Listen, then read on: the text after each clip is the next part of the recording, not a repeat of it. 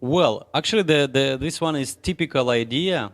And if black plays b4, I think white knight will jump to b5. So b4, knight to b5, bishop a6, and c4. And c4. I would say unusual pawn structure with a4, c4, e4 pawns. But from the other hand, the knight on b5 is a strong piece and help whites to close the position on the queen side, and later on focus on the king side. Oh, interesting idea, and it's came as a surprise for young Danish player Andersen Mats. Well, as I remember, he did play last year here in Abu Dhabi. Yeah, I don't know exactly the result, but I think he did quite well. All right. So this is the game. We have on board number 5 two young and very interesting players. Daniil Dubov from Russia, rated 2691, and Firuza Alizera from Iran, 17 years only. Or maybe actually I don't know exactly, maybe he's still 16, and member of an Olympic team, and I believe this game will, yeah, thank you. This is the board number 2. As I said, the Georgian Derby. Levan Pantsulaev with white pieces plays against Ivan Cheparinov, and this is a classical position from Grunfeld defense with the move g3, and back to 1994 or 1992. So if you are playing this variation for white pieces, I will really recommend you to follow the game, to see the game of Anatoly Karpov. So he won a really nice game against Gata Kamsky, a very instructive game in this opening. So playing bishop e3, followed by bishop f2, rook c1, and later on e3, g4, creating some... bishop e3, yes, he did it. He did play bishop e3, and the bishop later on will move to f2, free the e2 pawn, and sometimes the pawn can move to e3 or even to e4 to open the center. Usually, as I know, blacks here plays f6 to attack the knight on e5 and let white to decide to take on c6, to take on d7, and or as I know, the best move is to retreat the knight to back to f3, or even back to f3. So this is the position. This is the idea. So okay, there is also one move. There is a move here, knight to b6. Knight to b6. Black tries to come with the knight to c4. After move f6, or after taking on e5. Okay, we have moves. So this is board number 1.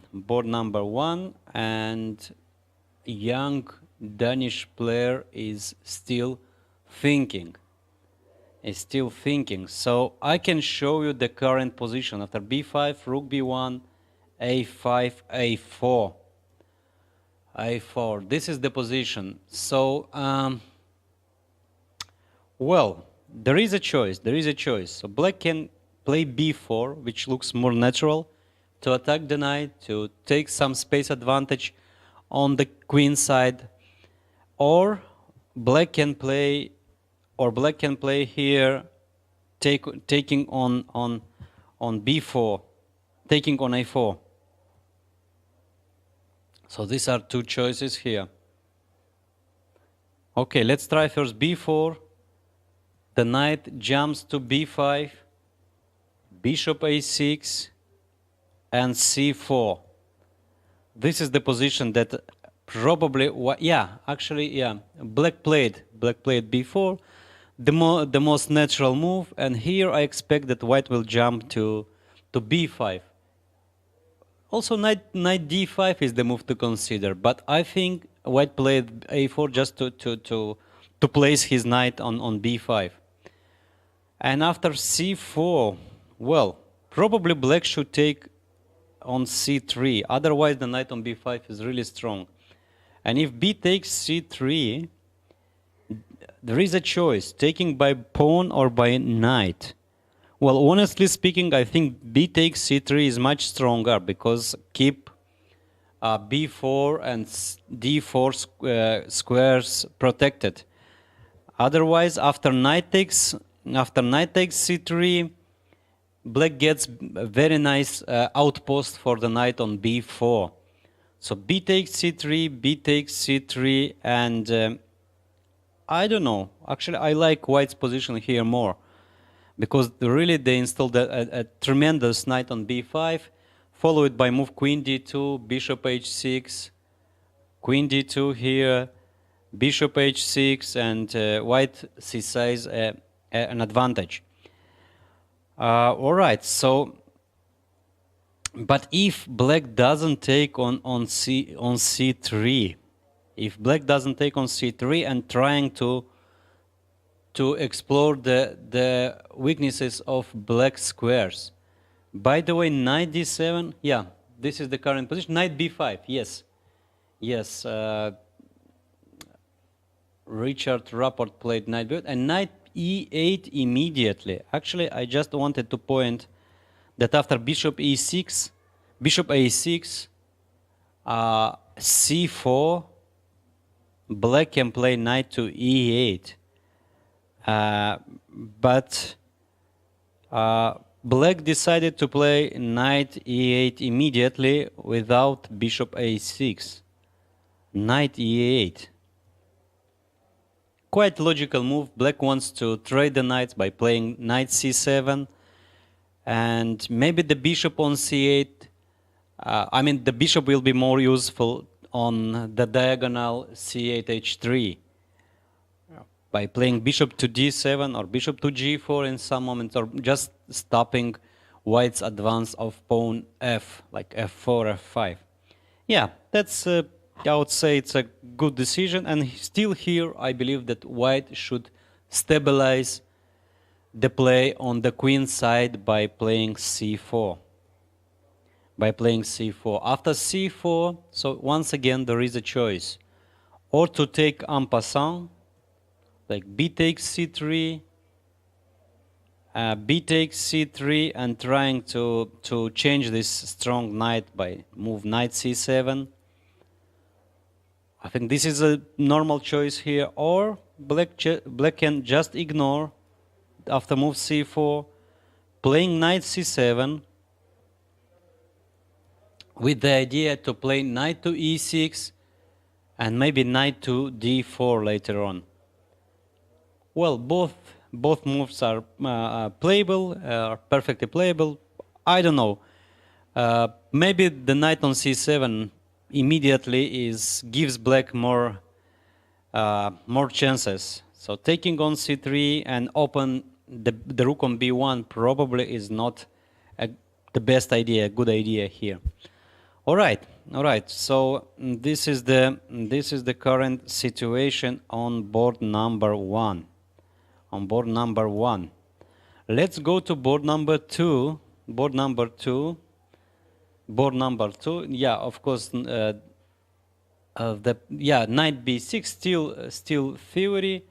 So knight c6, knight c3, e6, f4, knight d7, bishop e3, and knight b6, bishop f2. Still theoretical ground. White's idea actually to play or e4 immediately or e3, then bringing all the pieces like rook to c1, queen to e2, or even sometimes white can completely change the idea. Not playing for e4, but playing for g4 idea. g4 and to play g5, h4, using the knight on e5 and trying to attack on the king side. A lot of games have been played on this position. So, but the most classical one more time, I would recommend you for young generation who wants to play this kind of chess, this kind of position. I would recommend the game of Anatoly Karpov against Gata Kamsky. All right. So this is the board number 2. Board number 3. Let's move further. Is the game of Van Hao plays with Narayanan. This is the Spanish with bishop c5, if I'm not mistaken. If I'm not mistaken, this is the Spanish with bishop c5. Let's check from the beginning. Yeah. So knight f6, and this is the current position. Still theory, and the position is considered to be with equal chances, as I know, because despite of bishop's pair, black's leading in the development, and there is always an idea to play c5 and later on c4. Actually, we have on our screen this position after bishop f4, c5, queen d2, and c4. Bishop goes to a2.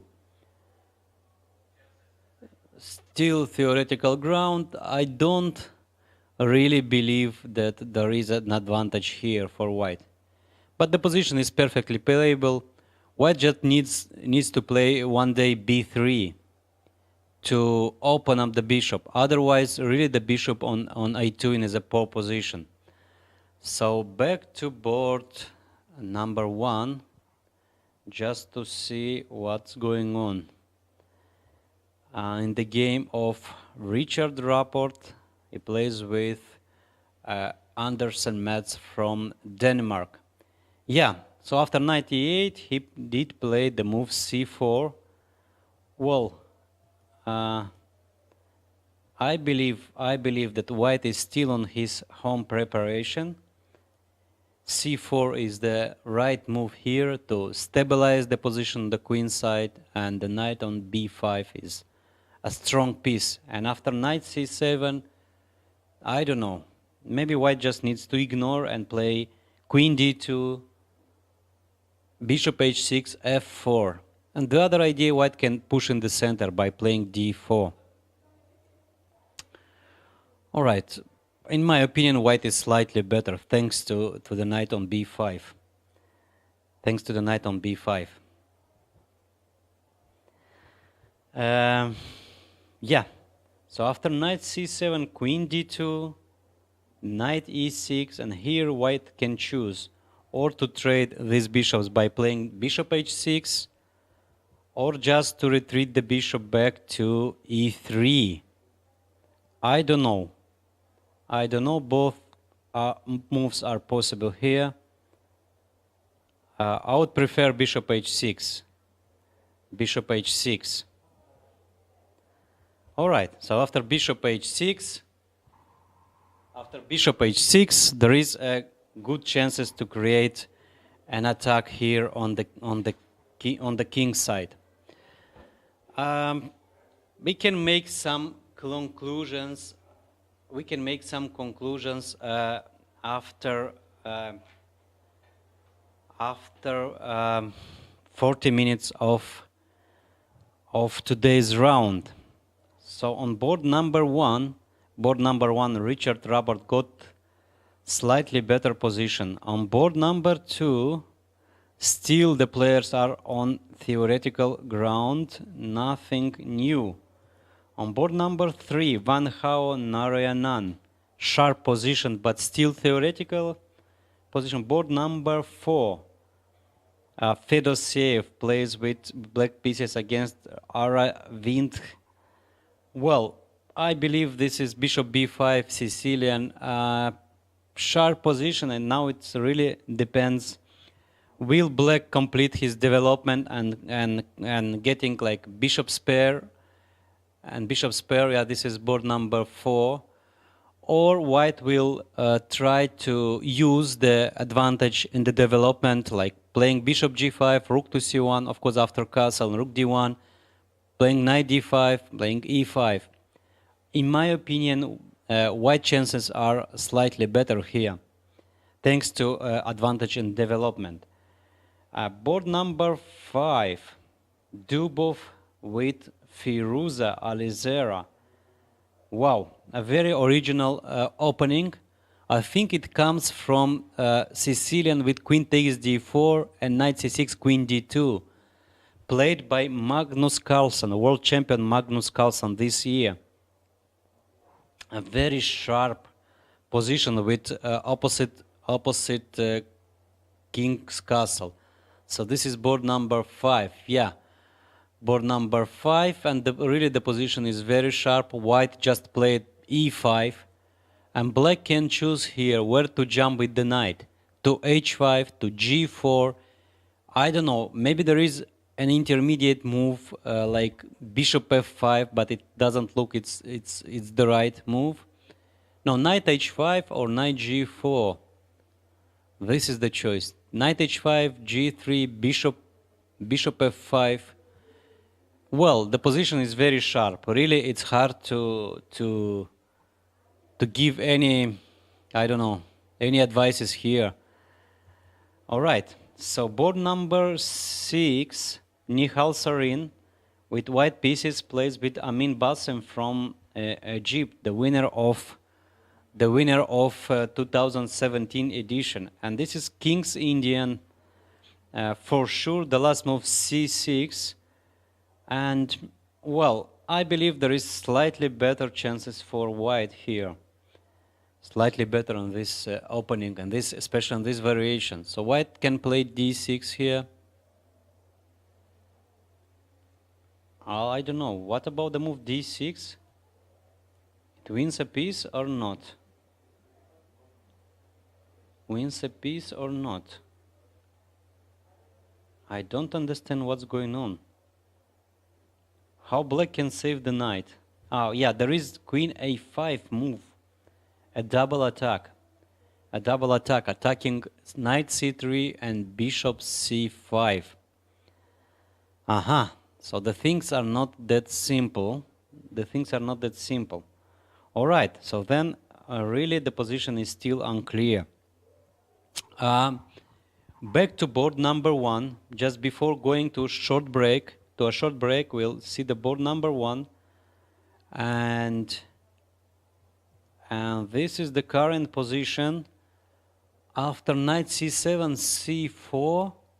And now white is thinking to play queen d2 or maybe other moves. I believe queen d2 looks very natural, and I don't know if really there is any choice. Okay, d4. There is a d4 move, but I don't believe. No, white just lose a pawn after knight takes b5, a b5, and knight takes d4. So queen d2 is a natural choice, and I don't see really any better alternative than the queen d2. Maybe white can play like prophylactic move like king h1, maybe h3 to prepare the square to the square e3 for the bishop. But really, I don't see that white queen d2 is really just stopping a move h6, and it's just a good move. All right, so we are going for a short break. And after a couple of minutes we'll continue our live coverage from Abu Dhabi Chess Festival 2018 edition, and this year is 25th edition of Abu Dhabi Chess International Festival. Stay with us, just a couple of minutes of break.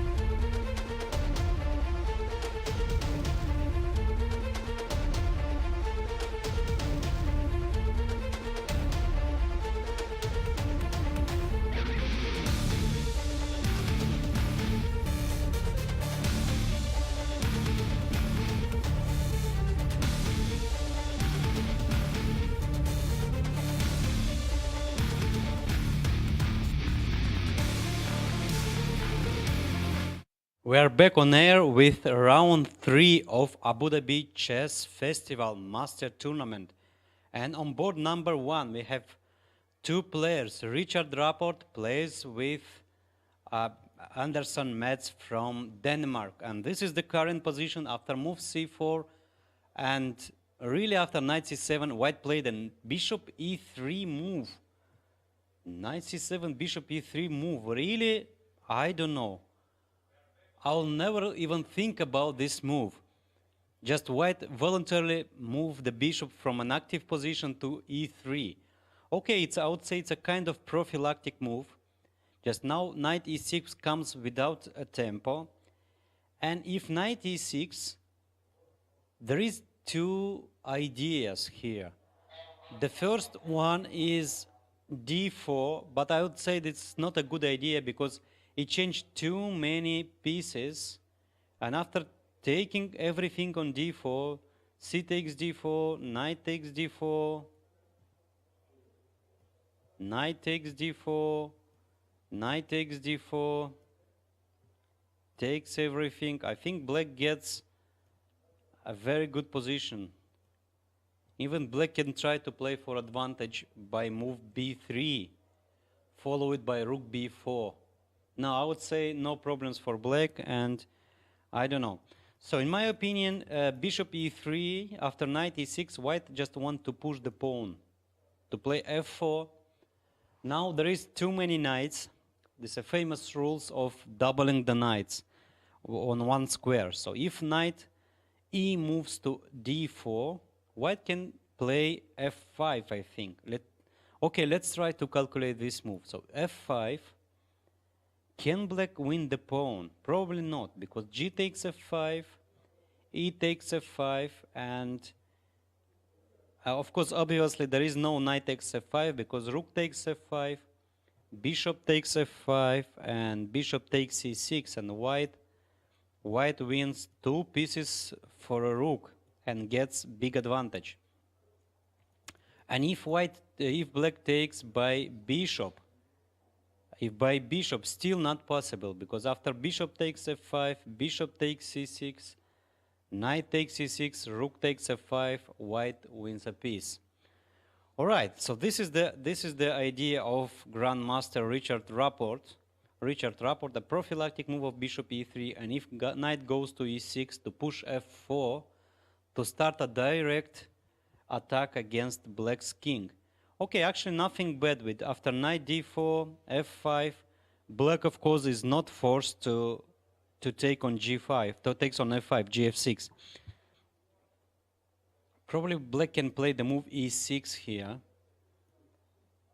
The move e6.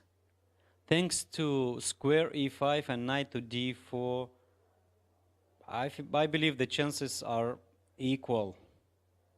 e6, white can play here or g4, protecting the pawn on f5, and maybe knight to b2. Yeah, this is board number 2. Board number 2, two players from Georgia, Levon Pansulaya and Ivan Cheparinov.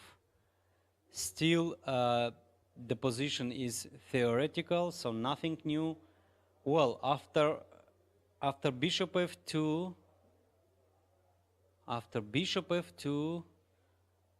yeah, this is the position. After bishop f2, black played, the move f6.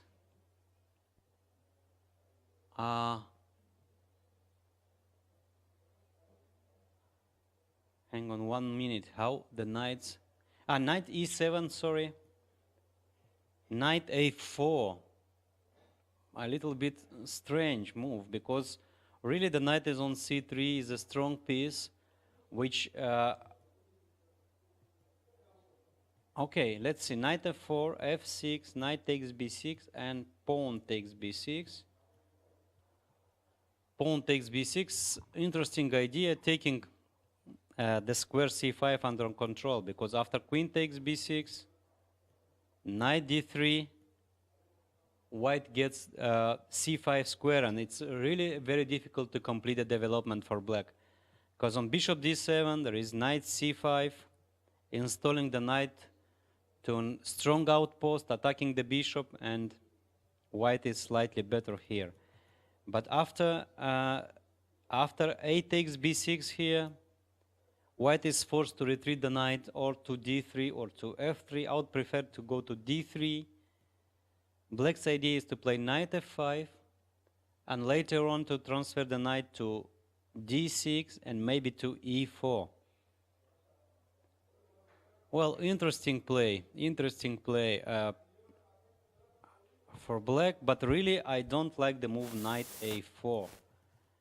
Knight a4 here. On knight e7, white could play or e4, playing a position with isolated pawn,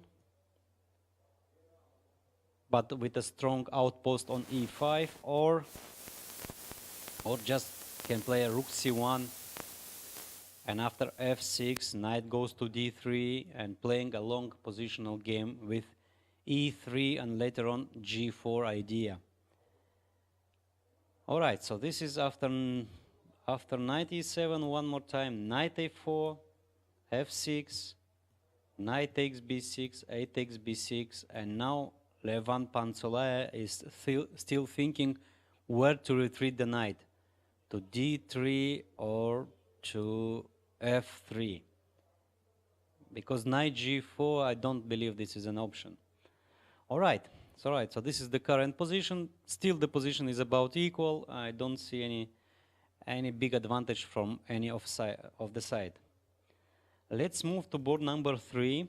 Board number 3, Van Hao plays with white pieces against Indian Grandmaster Nayaranand. And we had Rui Lopez Spanish with bishop c5. A couple of years ago, maybe more, maybe like 10 years ago, this position was very popular. Nowadays, really, I don't remember like any game on a high level played with this opening. So after bishop e2, black played bishop e6 just to stop the move b3. And if white moves the knight to c3, black will play b4, attacking the knight and force the knight to go to d5 or to e2. Let's try. If knight d5, maybe black can try to win this pawn by playing bishop takes d5, pawn takes d5, and b3 first. C takes b3, c takes b3, bishop b1, and knight c4 or queen b6 check first, I don't know. Okay, let's try knight c4, queen to d4, and queen b6. Thanks to a very strong knight on c4 and the pawns on b2 and d5 can be weaknesses. So the bishop's pair here are really very symbolic. So there is no any chance of famous bishop's pair advantage here. All right, one more time. Let's see this variation. So bishop e6, and after bishop this is bishop e6, and white is still thinking to develop the knight on c3 or not. By the way, maybe white can first take on b5, and play now knight c3. I don't see any big difference, but just in case, maybe the a file will help white to create some counter chances. So b4, knight to d5, bishop takes d5, pawn takes d5, and I don't know, maybe there is a move, there is a kind of move like a rook b5 here. No, sorry. There is no intermediates, because after bishop takes d5, there is no rook d5, because bishop f6 check and queen b6, bishop f6, queen b6 check, there is a bishop d4 or queen f2, and black lose a piece. So instead of rook b5, black of course can play b3 to variations similar to the previous line. After c takes b3, c takes b3, bishop b1. Black can play or queen b6 check followed by rook e8 or rook e8 immediately. I think the position is about equal. I think the position is about equal. Yeah, still Van Howard didn't make his choice. So after bishop e6, really knight c3 moves, or after a takes b5, a takes b5, knight c3 looks interesting. All right, ladies and gentlemen. Yeah, we are going back to board number 1. Board number 1. The current position is after bishop e3. Bishop e3, black is still thinking. Black played knight to e6, f4, and knight e to d4. Yeah, this is the current position.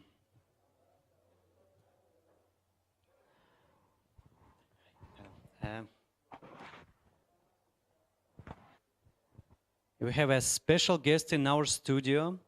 So can you share some impression about the third round of the tournament? Yeah, this is very interesting. Games are going on, and most of the games are in opening stage, but it is really tense, and I just saw that some games are really good and enjoyable. Sorry, can you introduce yourself for our auditorium? I'm a FIDE senior trainer and also the vice president of All India Chess Federation. I've come as one of the coaches for the Indian chess squad. And I find the tournament is very interesting because we have got very strong players from all over the world. And this is 25th edition, and the Indian Federation sent a lot of players to as an exposure trip because this tournament is mixed and really good. More than half of the players here are Indians, not only in Master Tournament, but it's also about Open and Juniors. So it is really a strategy to send the Indian players playing here in Abu Dhabi or maybe all over the world. Not really, but the number of Indian players are growing, and currently we have nearly 100,000 Indian players are playing, and many youngsters are coming every year, every month. So they would like to play, and since it is very nearer to India, so it is easier for them to come here at low cost, and that is why there are many Indians are playing here. All right.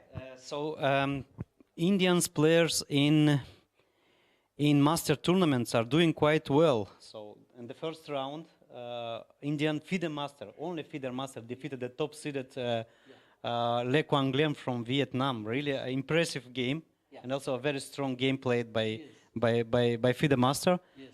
Ratnaval is a very young player and very talented, and it is really big upset.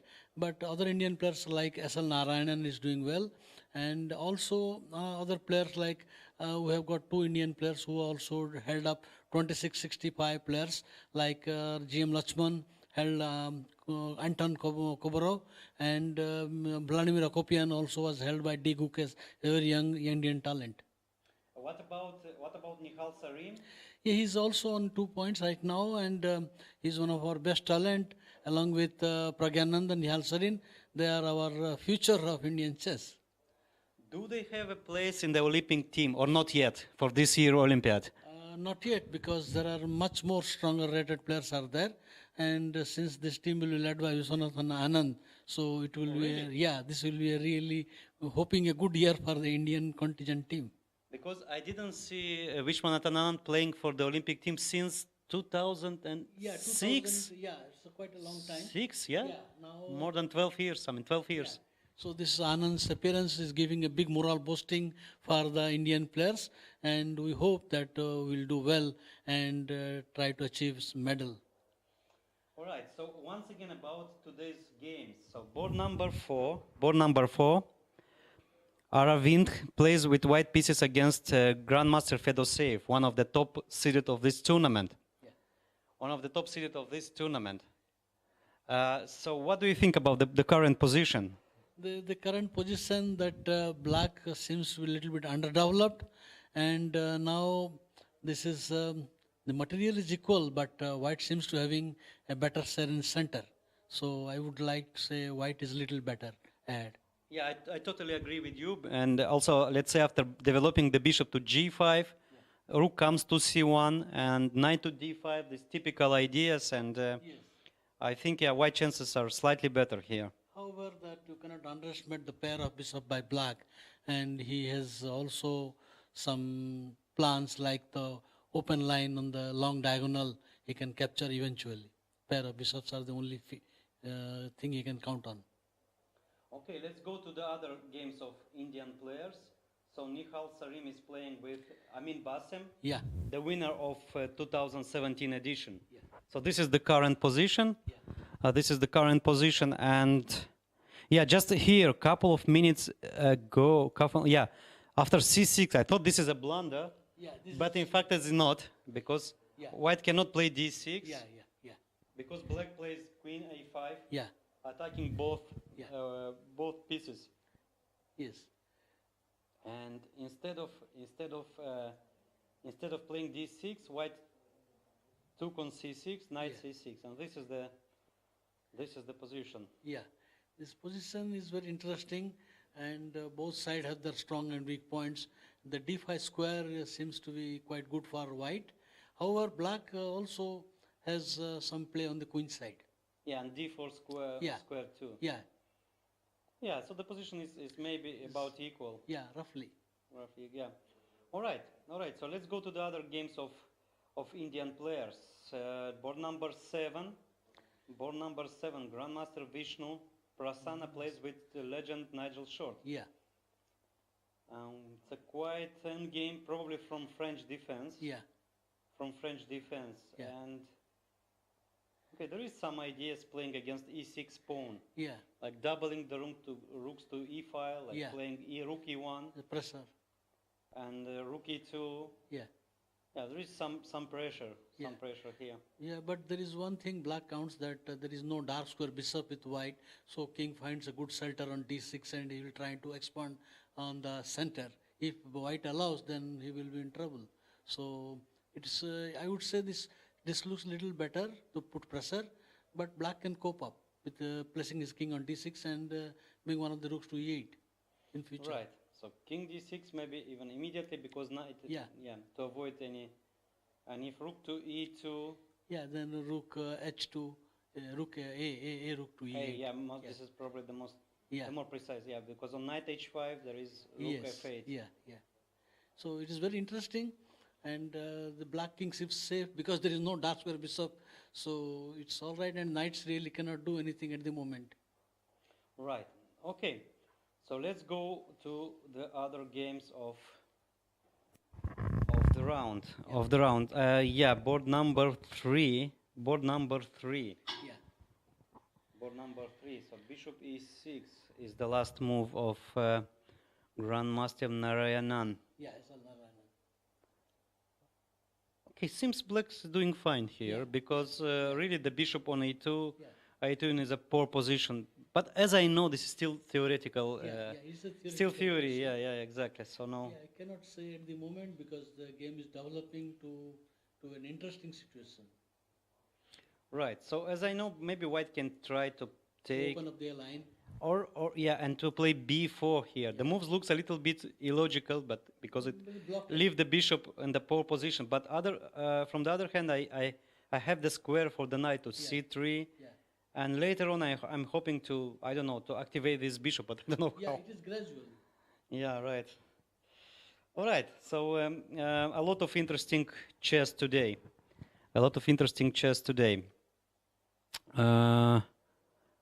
2 out of 2 is, I don't know. Can you say some words about white player with white pieces? Irigasi Arjun. Arjun he has made his GM norms already. He's a candidate GM from India. His strong point is calculation, and he's very young. And he's at the moment, I think black has some pressure of 3-2 majority, and black queen is centralized. However, that I think white seems to having some edge on the king side in future, because there is no guard, and the knight on b8 is not developed. So there is some problem black is having, but overall the situation seems to be good. There is no particular weakness that white can really exploit at the moment. Yeah, this is still theoretical position with exchange up for white. I mean, Yeah. black sacrificed an exchange for a pawn Yeah. and for better development. He's still a FIDE master. Yeah, no, no. What? He has already made 3 GM norms, Right. so he's waiting for his GM title. For the title, yeah. Yeah, but his strong point is very strong in calculation, and his compensation seem to be very good because centralized queen and knight, which cannot be derived immediately. Right. Okay. So promising position for Indian player, and yeah, and okay. Thank you for helping me to analyze the games. Yeah, thank you. Yeah, I hope you to see you again in our studio. Yeah, thank you. Thank you. All right, back to board number one.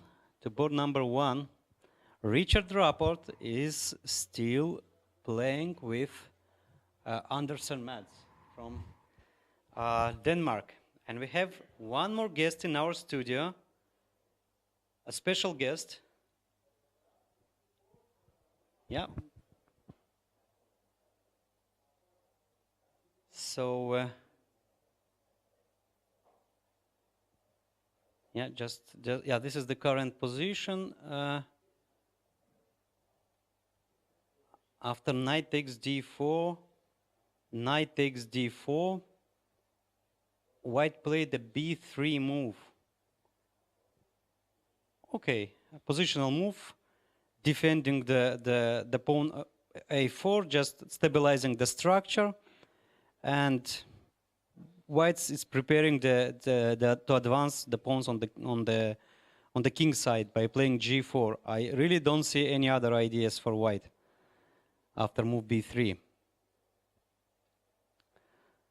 All right, so yeah, hello. Hi. Yeah, can you introduce yourself for our auditorium? Yeah. I am Ravi Lanka, international master and FIDE senior trainer in the studio today. Yeah, as we said, a lot of Indians players in this tournament, and they are doing quite fine, winning, beating top-seeded grandmasters with 2-7 rating. Yes. Whom do you train in this tournament? Who are your students? Someone from Masters tournament, or you are focused on young generation from Open? There are many players from India, and lots of coaches are also around here. And yeah, of course, we are having a lot of success these days. And if you go to Aeroflot Open last February, March, there also our Seturaman won the second prize, you know. So Indians are really doing well, yes. Yeah. What about in this tournament? Who are your students? Masters, there are of course a lot of players there, here. You can see the Arvind Chidambaram, and you know, then we have some other players from our state. So yeah, we can see one of these games. Yes, of course. Yeah. Just board number three. Okay. White. Yeah, this is the current position after bishop g5. Really, I expected first white to castle, but white played bishop g5. Yeah. Probably trying to bring the rook to c1 and then knight d5, something like that. Yeah. And black played queen to c5. c5, yes. Queen to c5. Yeah. And bishop to e3. Okay. Okay. Yeah, okay. Just the queen indirectly, so white wants to jump to yes, yes, correct. He wants to take the pawn. Probably black needs to retreat the queen, maybe to b4. Okay. Maybe to b4. Of course, white can ignore the yeah, pawn and castle on the king side. Yes. Castle. Yes. Yes. So after castling, of course. Black can't take the pawn because he is very under. Let's try just to show some variations. Okay. Why black cannot take the pawn? Yeah, rook can go to b1 or rook a1, rook to b1. Yeah. Queen a3. And queen a3 and rook b7. Rook b7. Yeah. Yeah, just from the screen we have the position on board number 3. On board number 3, b4. Yeah, the move that I did recommend after takes and b4. Okay. just white is trying to secure the square Knight c3. c3. Yes. But from the other hand, the bishop on Bishop on, e2. yeah. Very poor Okay. position of the bishop. Yes. And what's white's plan really to improve the bishop? Maybe he'll play c3, knight a3, and bishop to b1 and try to do something. c3, knight can jump to b3, to d3, sorry. No, not immediately. Not First, immediately, yeah, first play the knight to a3, and then bishop to b1, c3, then trying to Okay, regroup. let's try. Let's say black plays rook to a8. E8, then he cannot do it immediately. Knight c3. Yes. And maybe queen to b6 check, c6 check. bishop b3, Bishop e3 and queen to b7. the pawn d6 is not under attack. Maybe Yeah. So maybe queen to c6, c6, yes. defending everything. Yes. And bishop, maybe white can play now bishop to d4, Yeah. improving the position of the bishop.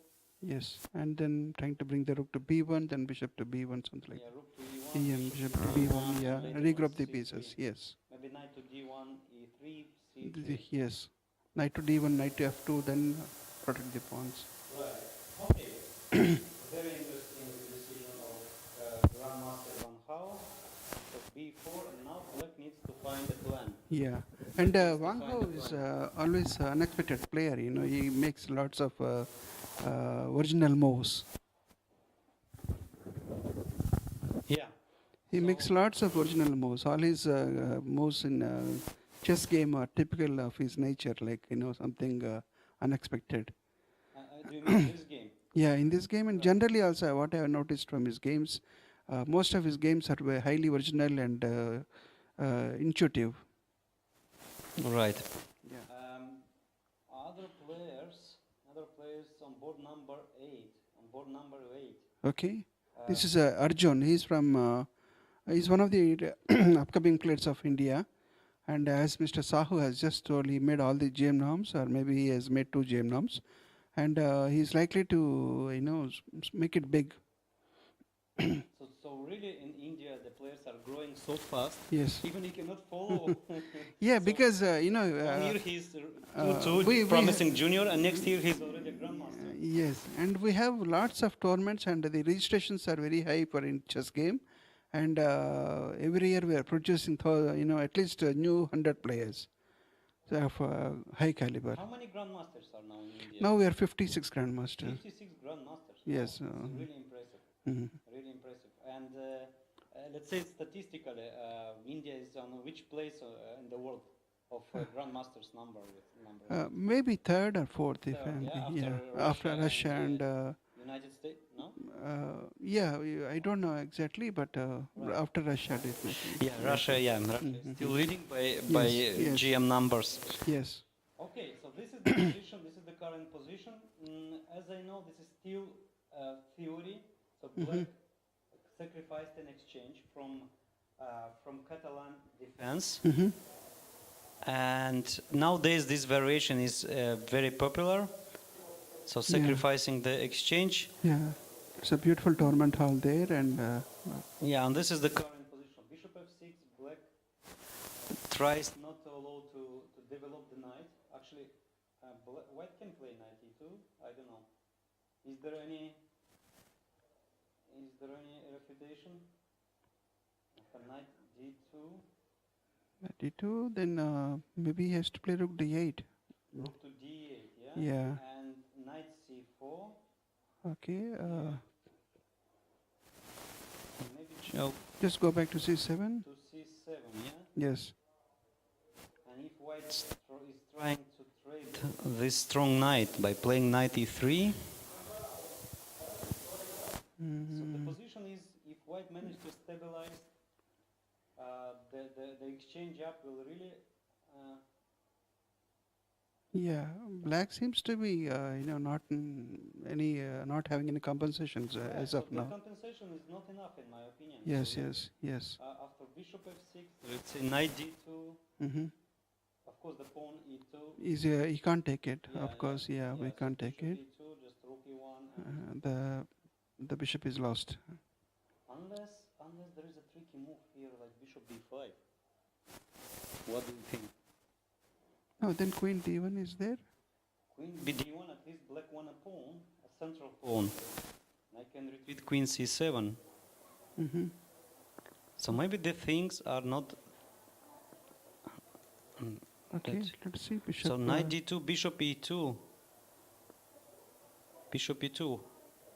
So if black gets 2 pawns for the exchange, But is it dangerous? Take the bishop e2, queen knight e2. Sorry, queen e2, then knight e4. knight e4, and bishop comes to d4. Strong outpost here. Yeah, not sufficient. Right. So maybe knight d2. Maybe knight d2 allows to black to takes the take pawn. the pawn, yes. Black to takes the pawn. So actually, this is black's idea. Bishop f6 defend the Yeah, queen. yeah. But why not to e4 straight away in this position? Though it is a E4. little. All right, interesting idea. And if knight b4, Okay, then put the bishop to. Knight to c3. Maybe? knight to c3 first, yeah. Yes, yes. Oh, you're threatening bishop f4. Oh yeah, dropping the queen. Yes. Yes, Yeah, this yeah. is quite possible. Yes, yes. Probably e4 followed by knight c3, Mm-hmm. and white is doing fine here. Yes. Probably the compensation is not sufficient here. Mm-hmm. All right. Promising position for Indian grandmasters. Yes.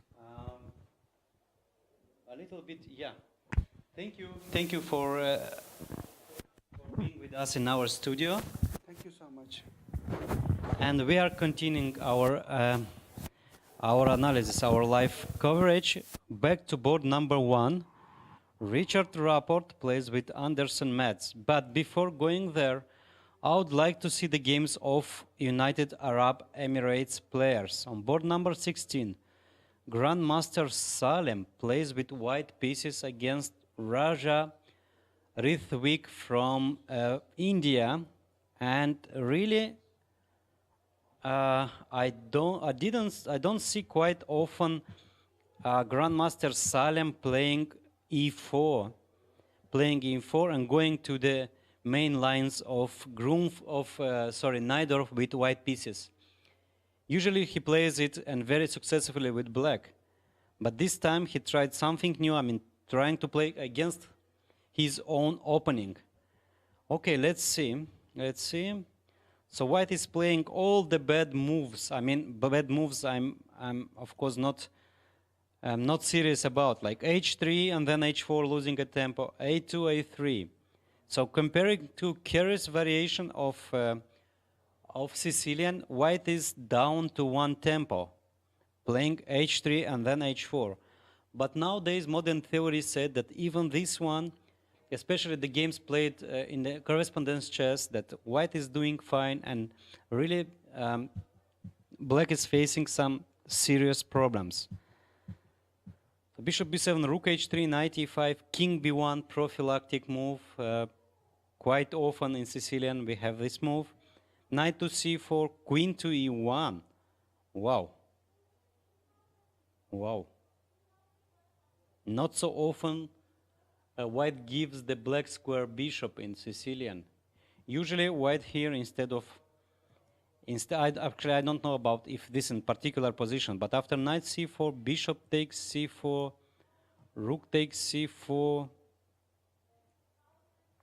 white can play or f3 defending the pawn, or maybe white can try to push a little bit by playing h5, I don't know, and try to sacrifice the pawn on e4. Okay, let's try h5, bishop takes e4, knight takes e4, rook takes e4. So how can white develop his initiative? All right, playing f3 or maybe playing b3, trying to trap the rook. No, of course white cannot trap the rook. Well, bishop g4 move, is it possible to play bishop d4? And if bishop takes g5, queen d3, and forcing black, if I'm not mistaken, to sacrifice the exchange sacrifice the rook for the bishop on d4, because otherwise the pawn g4 is g7 is lost. I don't know. Let's try. Yeah, but Grandmaster Salem made a really completely different choice to give the black squares bishop after knight takes c3, rook takes knight takes e3, rook takes e3. That's really not typical decision for this kind of Sicilian. Actually, white plan is quite simple, just to push the pawns on the king side. f4 and f5, or maybe f4 and h5. f4, f5, bishop h3, to put the pressure on pawn e6, force black to play e5, and to get the d5 square for the knight. Positional approach. So yeah, black made a castle, which is normal natural move, and white played f4. White played f4. Yeah, the plan, as I said, is to play bishop to h3 and to push f5. And to push f5 and to force black to play e5. All right, very interesting approach. Really, it's not that often that white gives the black square bishop and tries to place for d5 square. And let's try to find some counterplay for black. First of all, of course, black can try to push or b4 or d5, or maybe play a prophylactic typical Sicilian maneuver moves like rook e8, and if e5 and if f5, sorry, bishop f8, defending e6 pawn. Maybe in some moments black can take on f5 or play d5 and b4. Yeah, this is like natural and good for black. So white's position is still slightly better thanks to space advantage, but black's position is perfectly defendable. All right, let's go to the Abu Dhabi Chess Club players. Board number 78, Sultan Al-Zabi plays with white pieces against Indian Ajay. So d4, knight f6, bishop f4, London system. Nowadays, everyone is playing London system, from top grandmasters and world champions till club players. Knight c3, d6, e4, c6, this, and g4.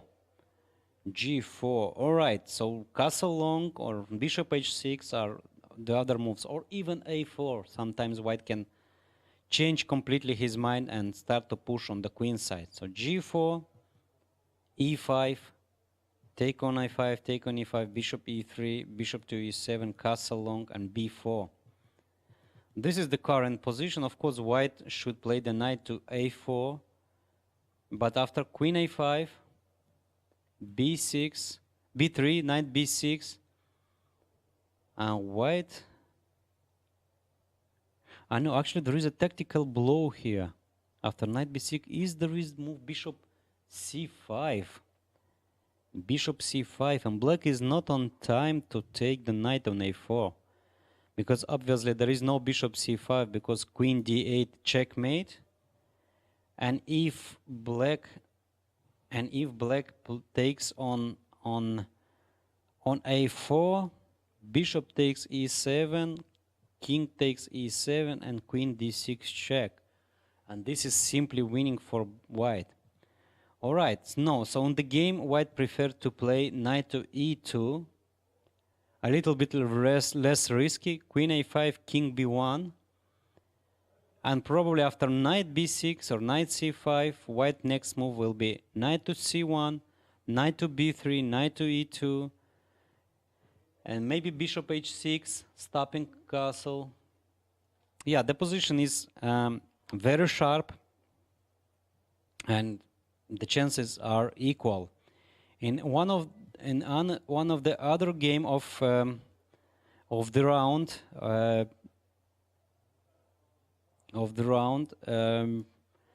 Omran Al-Hossani plays with black pieces against woman FIDE master Varshini. Okay, let's see. It was a Spanish Rui Lopez with queen e2, d5, d3, bishop e6, rook e1, taking everything, and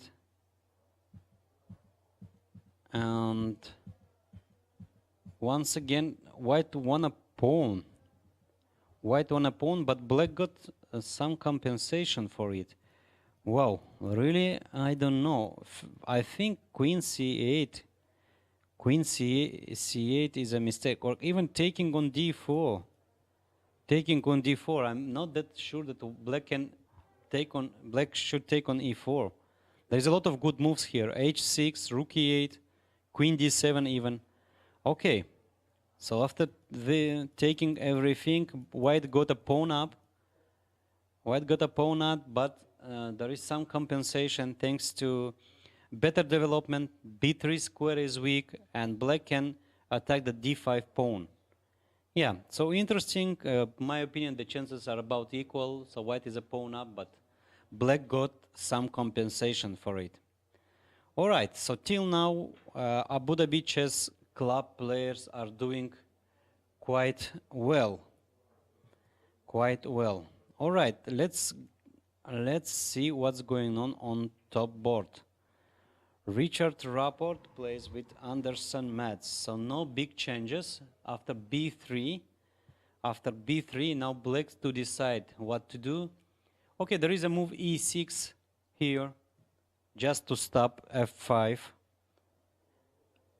Or bishop to b7. Yeah, it's absolutely playable position. I don't know. The position is I thought that white is better, but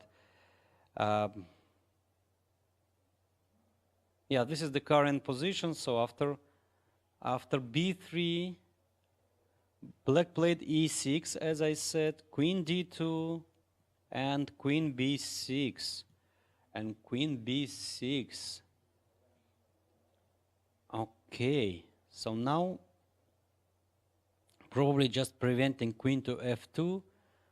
The knight on d4 is over defended, so I don't know. White is now to find the move.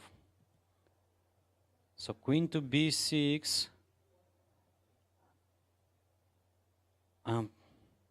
Well, the bad thing is that white cannot move the rook from b1. White cannot move the rook. I don't really understand white's decision by playing b3. By playing b3. So white cannot move the rook. And if white start to push on the king side, like g4, black can play f5, typical stopping move. So g4, f5. White is still thinking. I don't believe white will play g4 here. So g4, one more time, I would like to mention this typical idea. The g4, black stops with f5 move, and I believe that white is not well prepared for this tension of the pawns on the king side. All right, so instead of g4, maybe white can play queen f2, but really I don't see white's next move. After queen f2, maybe black can play f5 here, or bishop b7 first. Bishop b7 first, followed by f5. Yeah, the position is about equal. I think a couple of moves ago white missed better chances. All right, so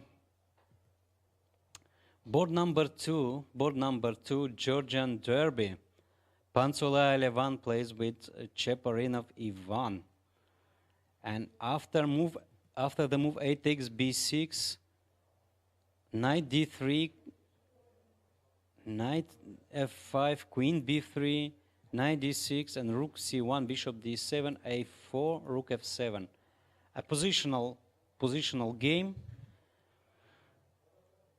Well, I don't know. Thanks to e4 square, I believe that black is doing fine here.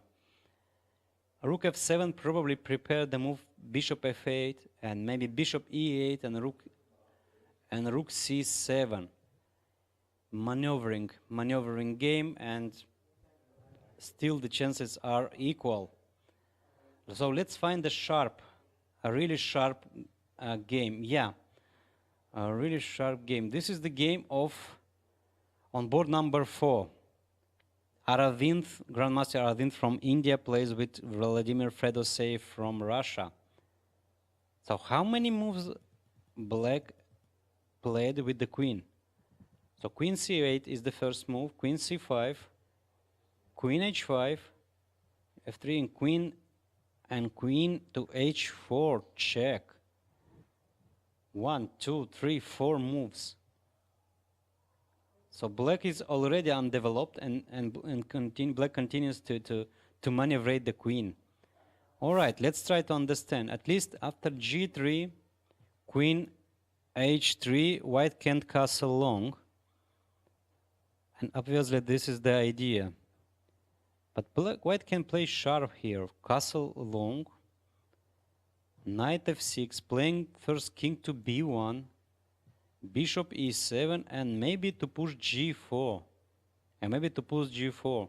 Really, the queen on h3 is a very poor position and can be trapped by rook g1, rook g3, followed by g5, rook g4. Very strange play of Russian Grandmaster. On g3, no, he went to d8. This is maneuvering the queen, so losing four moves with the queen to come back to d8. Yeah, very, very strange play. Very strange play. Okay, let's say that white castle, knight f6. So white needs some targets because black's move is bishop to e7 and castle short to complete the development. So really, white needs some targets. But actually, in fact, instead of castle short, maybe white can castle long, and after knight f6 to play g4. Trying to get some advantage on the king side, playing g5 or h4, h5, g5. Yeah, that's more in Sicilian spirit of the position. White king is on b1, is quite safe, and after bishop e7, let's say white can push immediately g5, knight h5, and play knight to d2, followed by knight g3, sacrificing sometimes the pawn on g5. Let's say after bishop g5, king b1, white compensation is more than enough. Yeah, white should play very aggressively. Otherwise really black will complete his development. And yeah, yes, castle long, very good. And on knight f6, my recommendation was to play g4 here, but Indian Grandmaster played knight to c2.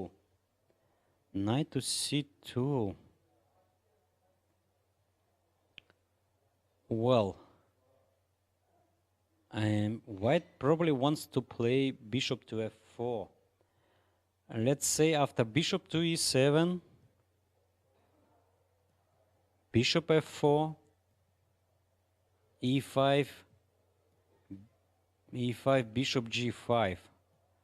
I think this is the idea.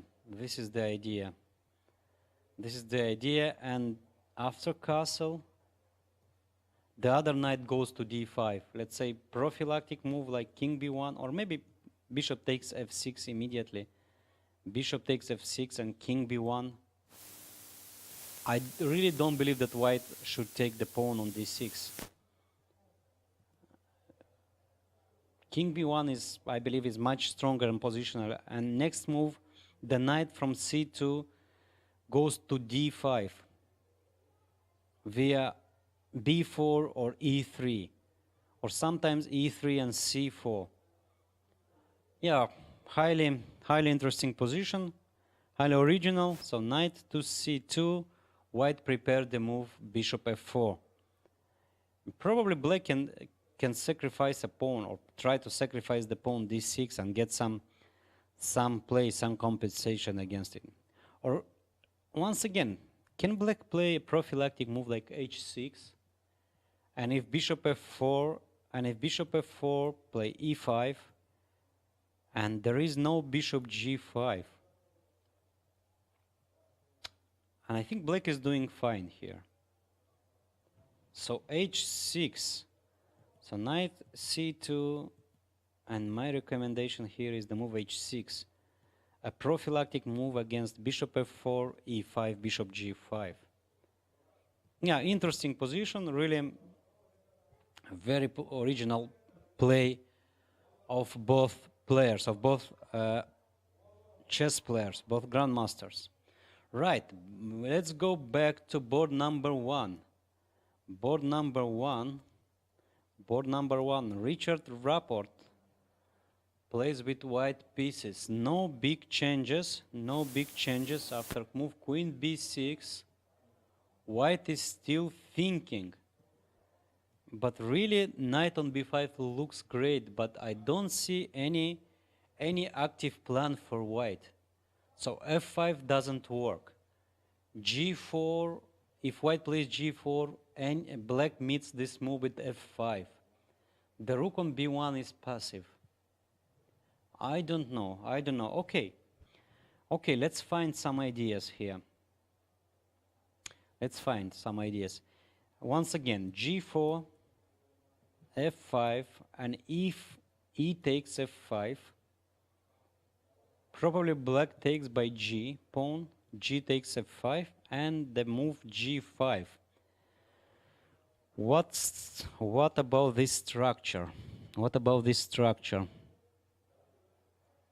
So white's plan is obvious, pushing the pawn to h4, to h5, and creating some threats on the king side, or play the rook to e1 and trying to play against e6 pawn. But black's position is very solid, like black can play bishop to d7, bring the rook to b8, from b8 to e8. Yeah, the position is still about equal. So g4 is one idea.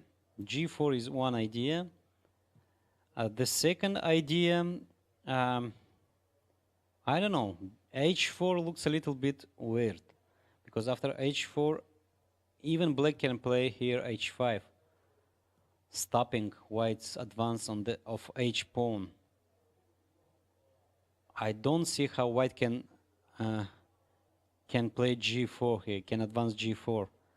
Black's knight on d4 is really strong and stop the rook. All right, so h4 will be met by h5, and if g4, f5.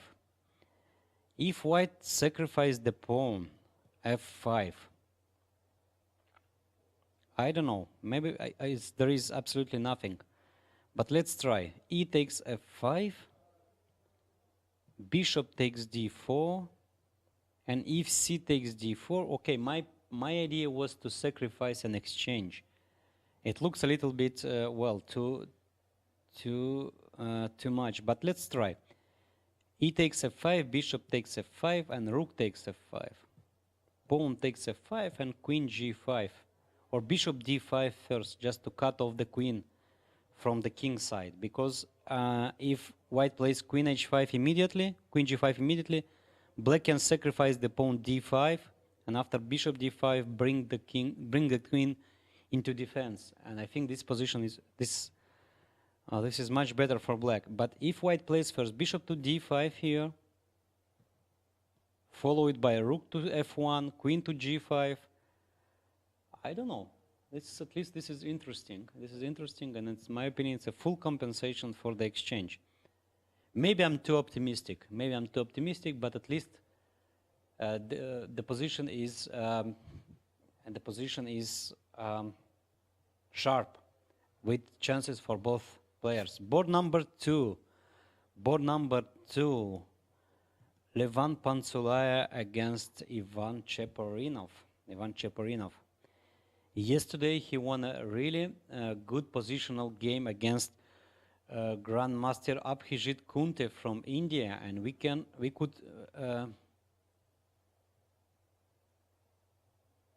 follow him in our studio with analysis of the game. All right, here this is the current position after Queen went back to D1, Bishop Knight went to E4,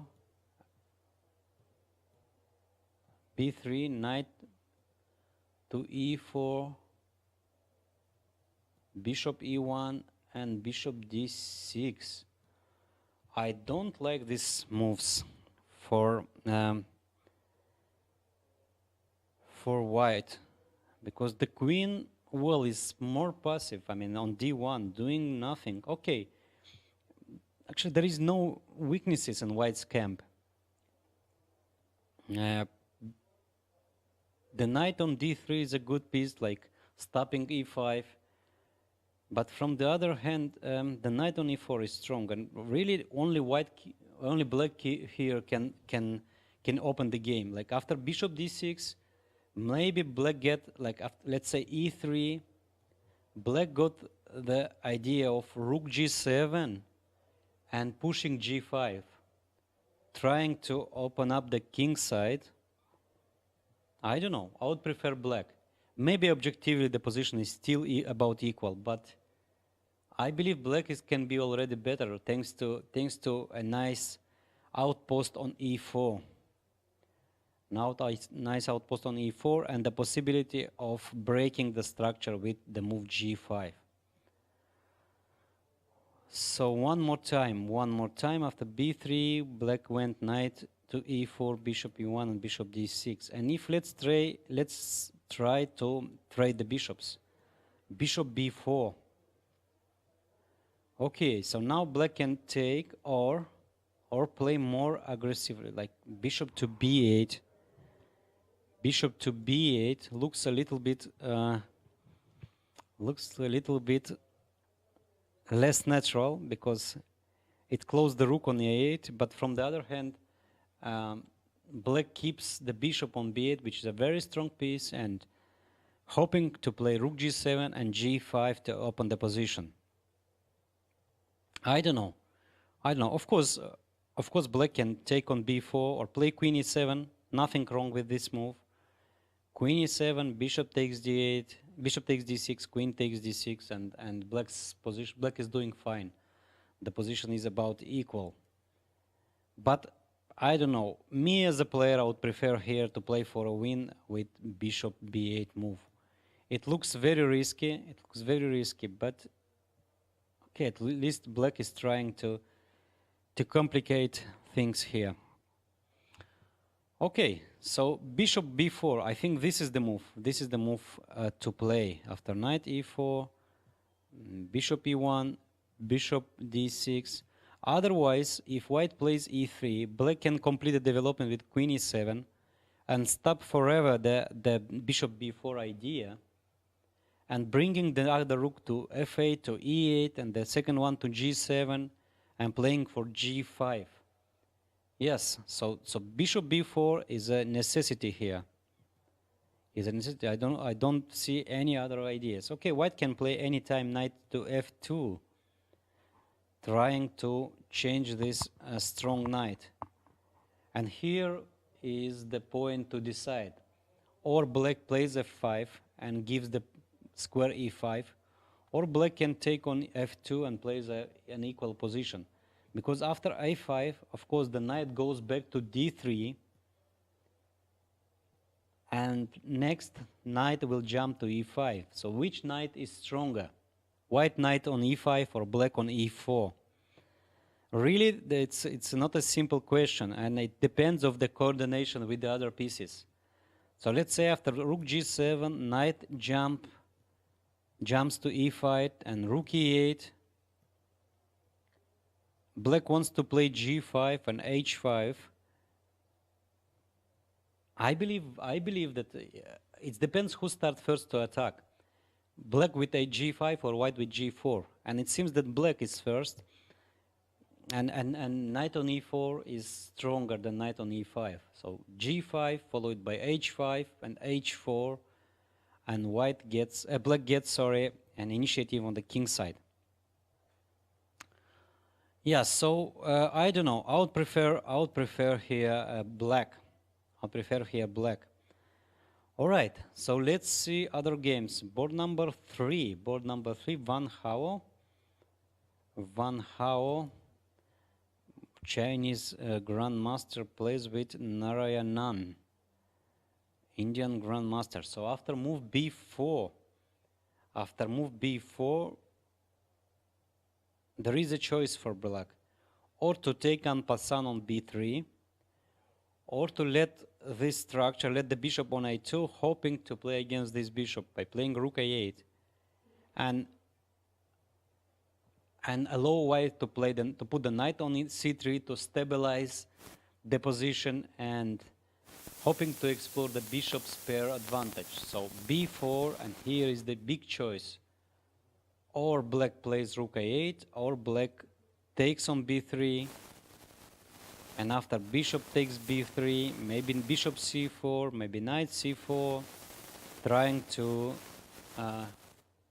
get some squares. Or after b4, just black leave this structure by playing rook to a8, and after knight c3, not an easy choice for black. I don't know, still I believe that c takes b3 looks more promising for black. Otherwise, really this position looks like black is doing fine thanks to bishop on a2. But in fact, white can improve the position, and black, I don't know if there is real counterplay.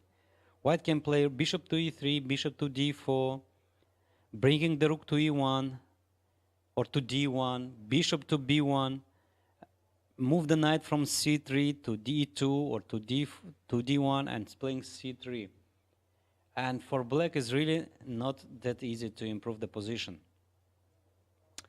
Okay, so b4, let's go to board number 4. Board number 4, bishop c6. Yeah, I did recommend instead of yeah, this is the game, board number 4. This is the game of Vladimir Fedoseev plays with black pieces against Indian grandmaster Aravind, and bishop c6. My recommendation was to play h6 here, but maybe bishop to c6 is more active, and if white plays bishop f4, black intends to play d5, a typical Sicilian move, exchanging the pawn d6 for e4. But once again, black is still, the king is still in the center, and black needs to move to complete the development. But okay, bishop c6, and if g4, black can just play bishop to e7, g5, knight to d7, knight to e7, and I don't know. Yeah, the position is sharp and unclear. Okay, I like the idea bishop c6. Really, the idea is very interesting to play for d5 idea. All right. Board number 5. Wow, it's a really messy position. Dubov with Firuza Alizera from Iran. e4, c5, knight c3, d6. Yeah. Magnus Carlsen is all right. So really, this is a modern chess. Hard to imagine players like 50 years ago to play such an openings, which looks really weird, like developing the queen on the third move and moving back to d2.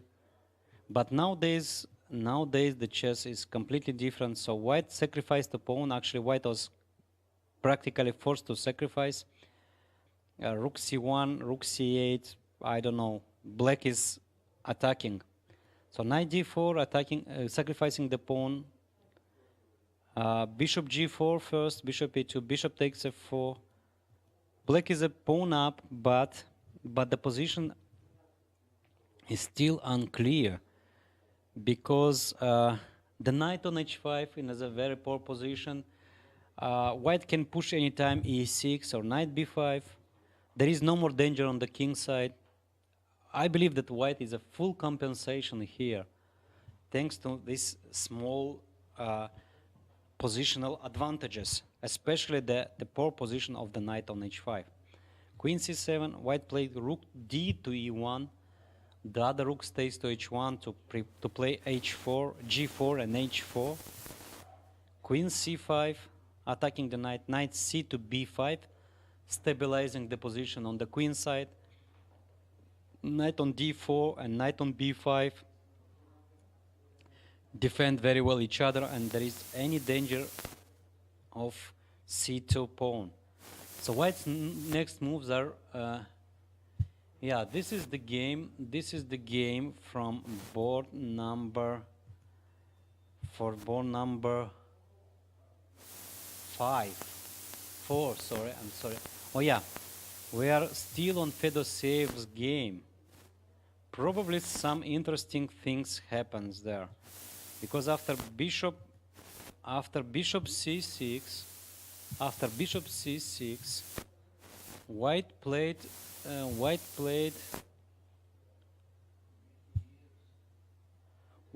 bishop d4. White played bishop d4. So just a minute. Let's try to get how it was. No, sorry. After bishop c6, king b1, rook c8,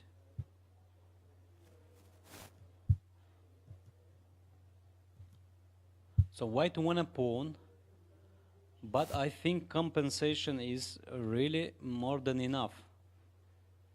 It's bishop's pair plus the possibility to play against white's king. But the things are not so easy, especially the position of the queen on g6. So let's wait for the moves. Let's wait for the moves to see the move order. So one more time, after bishop c6, white played bishop d4, for bishop g5,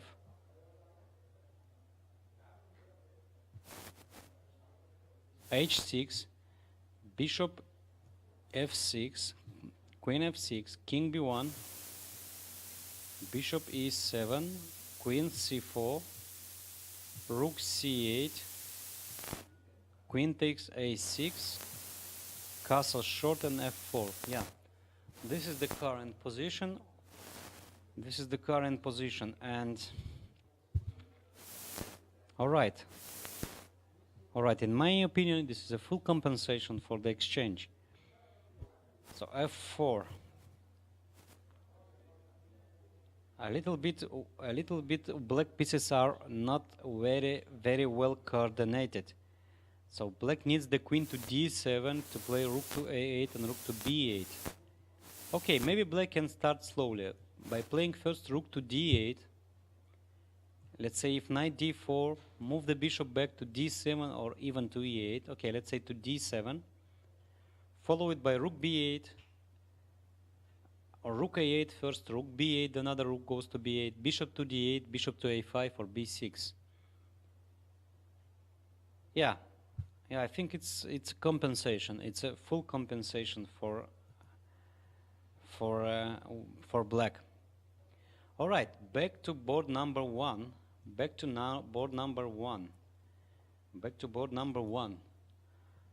After move queen b6, white played rook to e1, rook f to e1, black played f5,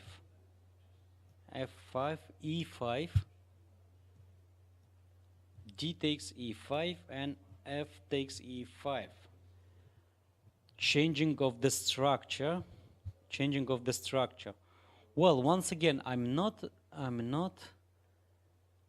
convinced that black should play e5 here. F5, sorry.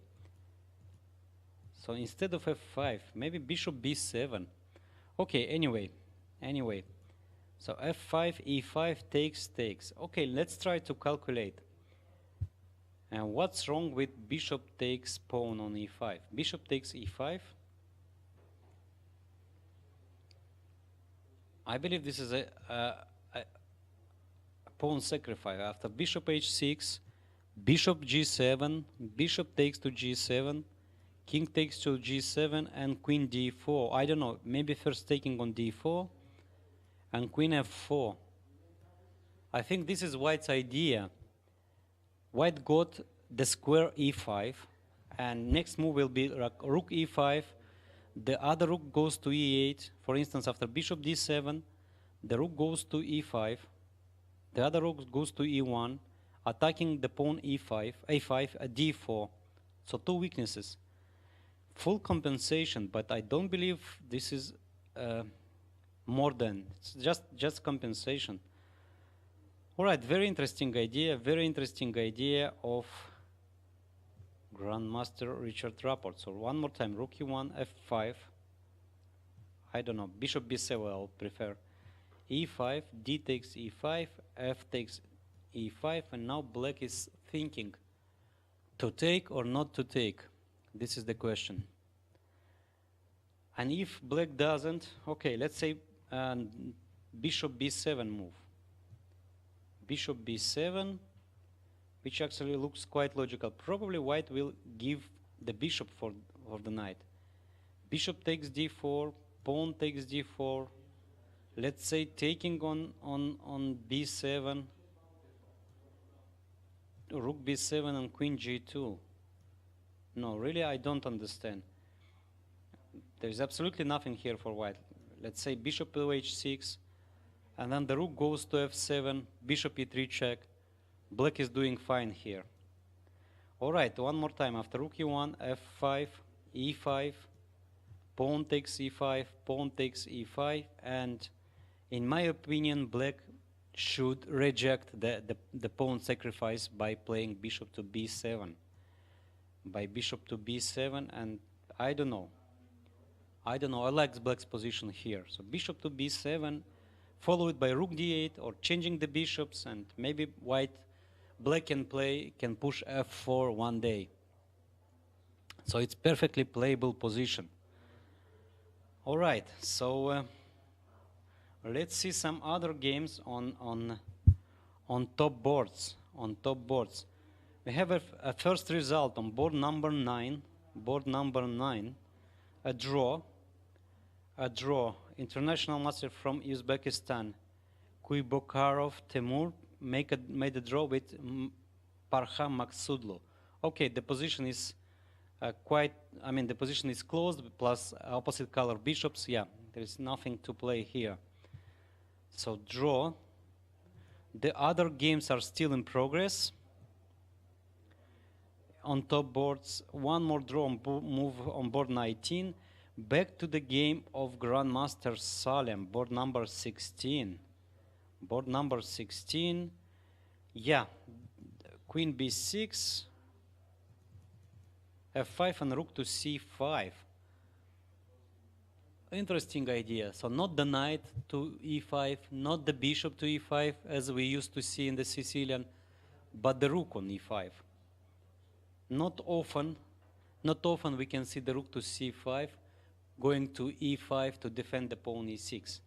But actually the rook is quite strong there. For instance, bishop h3, rook goes to e5. I believe this is the idea. Okay, there is one more idea, to play bishop back to c7. Probably the rook freed the square for the bishop. Bishop goes to d7. So on next move, bishop goes to d7. The other rook goes to b8, and black start to push a5 or b4, or even b4 immediately. Yeah, that's interesting. That's interesting idea. Of course, not after bishop h3 one more time. Bishop goes to c8, and bishop comes to d7, and black is pushing a5, a4. All right, so before going to a short break, some conclusions after 2 hours of play. Board number 1, a tense positional game, I would say about equal. On board number 2, same in a Georgian derby, Pansulaya Levant Cheparinov. I would say the game is quite equal. Van Hao with Narayanan. I think he got a slight edge thanks to bishop's pair and stable position of the pieces. Just he need to improve the bishop's position. Board number 4, really interesting and highly complicated position. Indian Grandmaster won a pawn, but Fedoseev got a bishop's pair and some chances to attack against black's king, white's king. And board number 5, Dubov plays with Firuza Alizera. Well, it's a full compensation for the pawn. I would say that white chances are better here. Board number 6, Nihal Sarim plays with Amin Bassem. It's an endgame, and the position is equal, maybe slightly better for white, thanks to a4 passed pawn. All right, ladies and gentlemen, stay with us. We are going to a short break for a couple of minutes, and the live coverage will follow soon.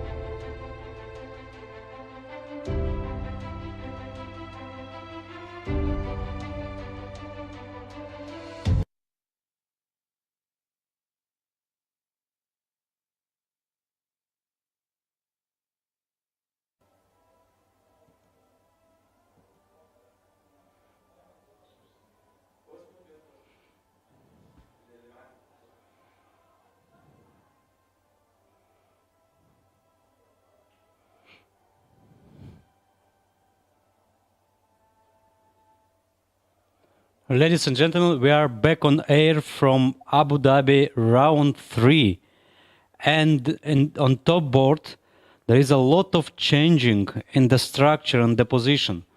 So a couple of moves ago, White played a very interesting and totally changing the character of the position, the move e5.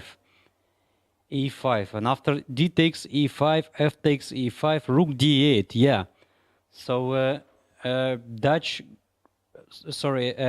Grandmaster followed my advice and didn't take the pawn on e5, and probably it's a good decision. Rook d8, knight takes d4, pawn takes d4, bishop g5, rook to d7, and here white to play.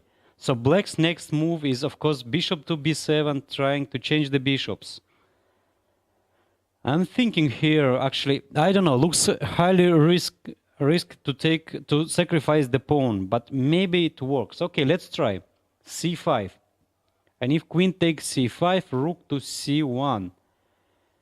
Temporarily, white is pawn down. But next move maybe is rook to c6, doubling the rook, queen goes to f4, bishop to f6. I don't know.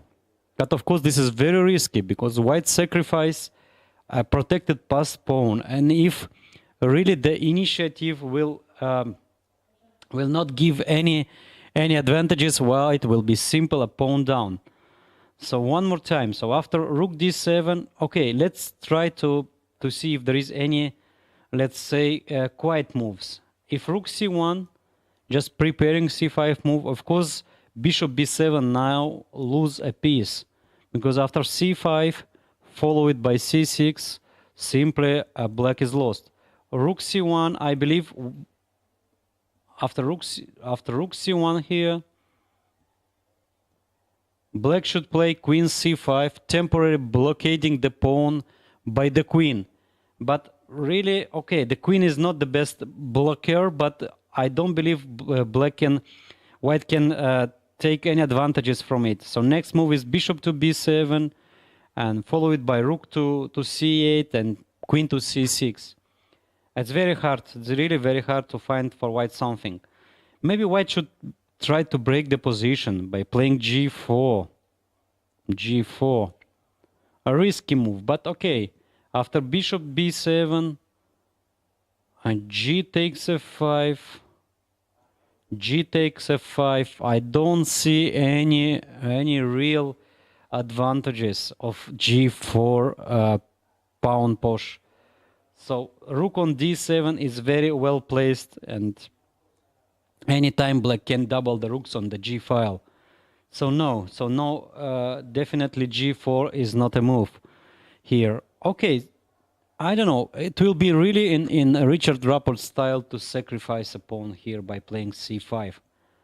So me as a coach, as a commentator, really I would like to see this kind of moves, typical moves like sacrificing the pawn for an open file. All right, so let's go to board number 2. Board number 2, and after I would like to mention one game. All right, maybe we can go immediately to this game. This is the game of Grandmaster Salem against Indian FIDE Master Raja Ritvin. Because here in the position, I was really expecting some positional play from white, like bishop h3 or taking on e6 first. But white played here a really fantastic idea, I would say. A really fantastic idea. f6, g takes f6, and knight d5. Wow. Well, it's somehow this is a typical idea in Sicilian, but this looks a little bit, I don't know. Because, okay, white can anytime double the rooks on the g file or f file. Okay, let's see the most obvious moves for black. Let's say pawn takes d5, pawn takes d5. Now bishop on e7 is under attack. So black cannot protect the bishop. The only move is to save the bishop is bishop to d8, keep the bishop. And this is the position. So how to continue? How to continue? All right. So first of all, taking on f6, I think is just bad because leave black to the bishop comes to strong diagonal and black is doing fine. So white needs to bring more fresh forces into attack. Maybe bishop d3 or positionally actually. Bishop to g2 defending the pawn. So bishop on b7 is restricted. White's next move is bishop e4 and trying to attack the h7 pawn. And if white plays immediately bishop d3, looks tempting, but rook takes d5, I don't like the move. And anytime black wants to sacrifice on d3 and I don't know. So highly interesting idea one more time. So knight d5, f6 and knight d5, and really, in my opinion, black is forced to take the piece. Well, let's try to first to play like queen d8, rejecting with the piece, but here at least white can take the material back by playing, let's say, taking on f6, bishop f6, knight f6 check, queen f6 and rook d6. At least material is equal, and the position is unclear, I would say here, because after a move like king h8, black is quite solid thanks to a very active pieces of bishop on b7, and rook or queen will come to e5 attacking e4. No, I don't see any real problems for black. Maybe even black is better. Okay, so black can reject the piece sacrifice by playing queen d8. Let's see if there is anything better than well, I'm thinking here even about some crazy move like e5. No, but this is probably too much. Okay, let's try one more time. Knight to e7, queen to e7, take on f6, queen f6, queen g3 check, or maybe queen g3 check first, king h8, and queen takes d6. Oh yes, this creates a little bit some threats. And black is forced to move one of the rook to c8 or rook to c5 to c8. But this move allows the move e5 in many of the variations. Let's say e5 immediately, followed by bishop d3, or black can play the other rook to f8, rook f to c8. But after this, somehow the back rank can be weak. Let's say rook to g3, and black cannot take any of the pawn, like rook to c. No, actually black can take bishop e4. No, nothing wrong with bishop e4. Yeah, both moves are possible. So I don't know. In my opinion, here really black can accept the sacrifice, like in the famous game of Mikhail Tal against Bent Larsen, played in the candidates match back in 1960 something, 66, but probably I'm wrong with this knight d5 typical move. Or black can reject by playing queen d8. Okay, let's see one more time. Taking the knight, pawn take the knight, the pawn, and bishop to d8. Bishop to d8. I would like to see your suggestion on this. Bishop d8. How to continue the attack? How to continue? Because honestly speaking, I can find something immediately. Maybe bishop g2, playing positionally, trying to bring the bishop to e4, but really hard to believe. Hard to believe there is compensation here.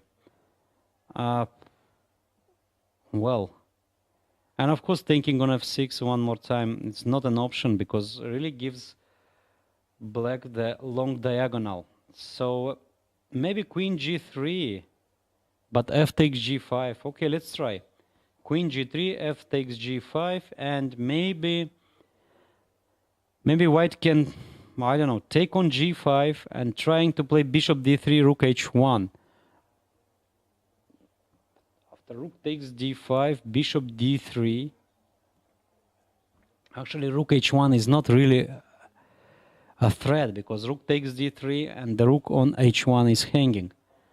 Honestly speaking, I don't believe the compensation is enough. But okay, this is the Sicilian, so you never knows when the position is. I mean, one move can be winning, and next move it's just a mate. All right, so let's go back to board number 5. Daniil Dubov plays with Firuza Alizera. A very tense game. And this is the current position. Last move is bishop to c1, bringing the bishop into attack. Well, White's idea is probably to play rook to g3, bishop to h6, or even sometimes to sacrifice on g7. Or sometimes white can, of course, play bishop e3 positionally, bringing the pieces into play. Or queen to g4. Yeah, it's clear advantage for white because white's structure, pawn structure, is better. White can attack the pawn on h7 by queen g4, rook h5, or rook g4, rook h4, bringing the bishop, bringing the other rook, knight from b5, d4, and really the knight on b5 is great. Cementing the queen side and stopping all white's counterplay. So all black's counterplay. So I don't see any. Okay, let's say that knight comes to e6, attacking the rook, rook g4, or to g3, equally strong. And now next move is rook h4, attacking h7, and I don't know.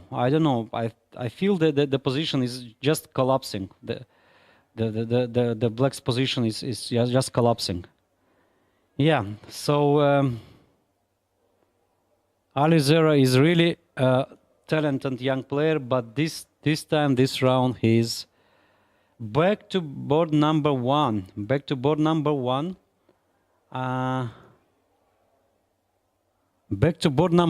and I'm really very, very, very proud of myself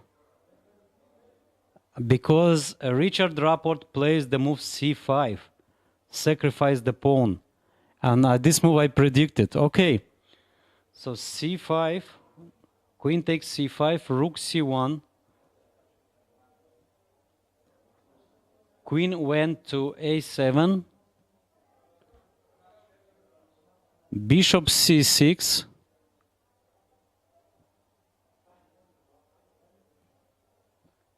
bishop c6, and rook c7. This is the current position. All right, so to find idea, c5 wasn't so difficult even for me, but now white need to show some concrete plays. So I would recommend here to double the rooks, like rook c2 followed by rook c1. Let's see, rook c2, bishop b7 or bishop d7, bishop d7 I'll prefer, rook c1, and bishop takes c6. Rook c8 is impossible, just lose a piece by intermediate move, bishop takes d7, rook c2, and bishop takes e6 wins immediately a piece. So black cannot double the rooks, but I think that bishop takes c6 here, bishop takes c6, and rook c8 is perfectly playable for black. And I don't know, white's initiative soon will really finish because no more strategical ideas. So one more time, after rook c1, queen a7, bishop c6, rook c7. By the way, I just there is one more idea, but I think it's not so good. Bishop to d8. Bishop to d8. Well, white pieces looks a little bit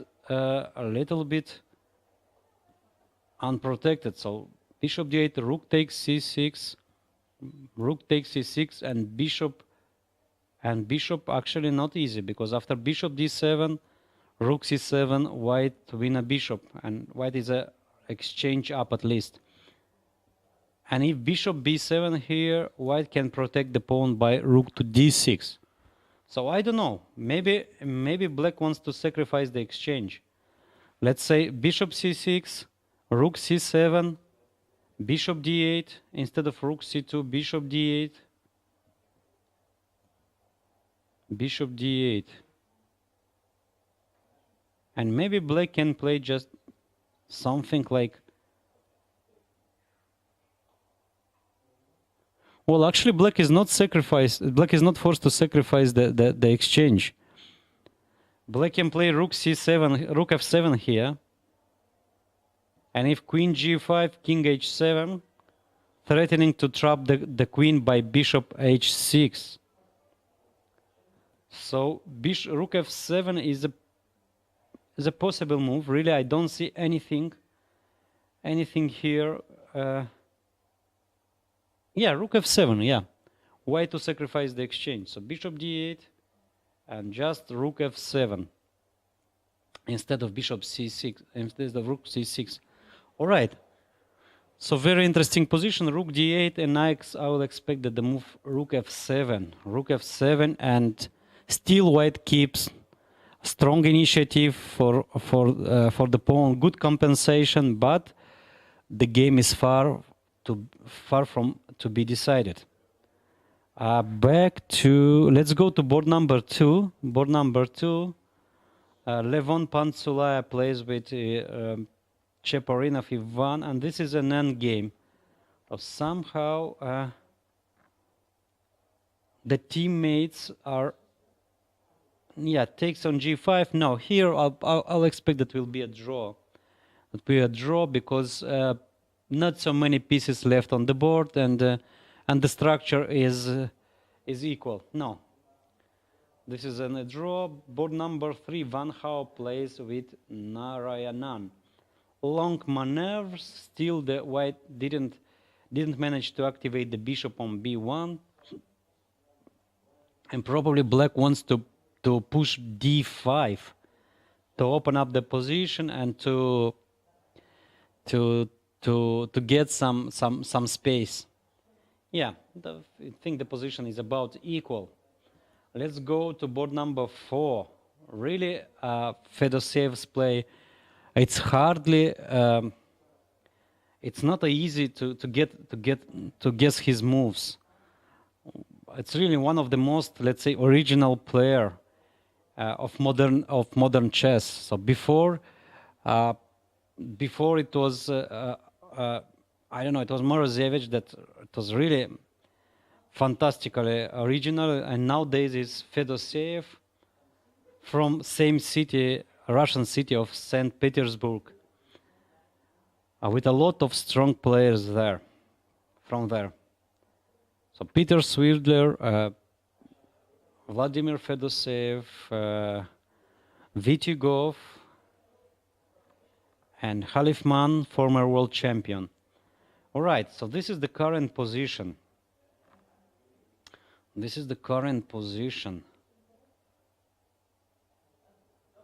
Still, black is a pawn down, but a good compensation. Pawn on e5 is weak. Black can start to attack on the king side, or just to play rook to d8.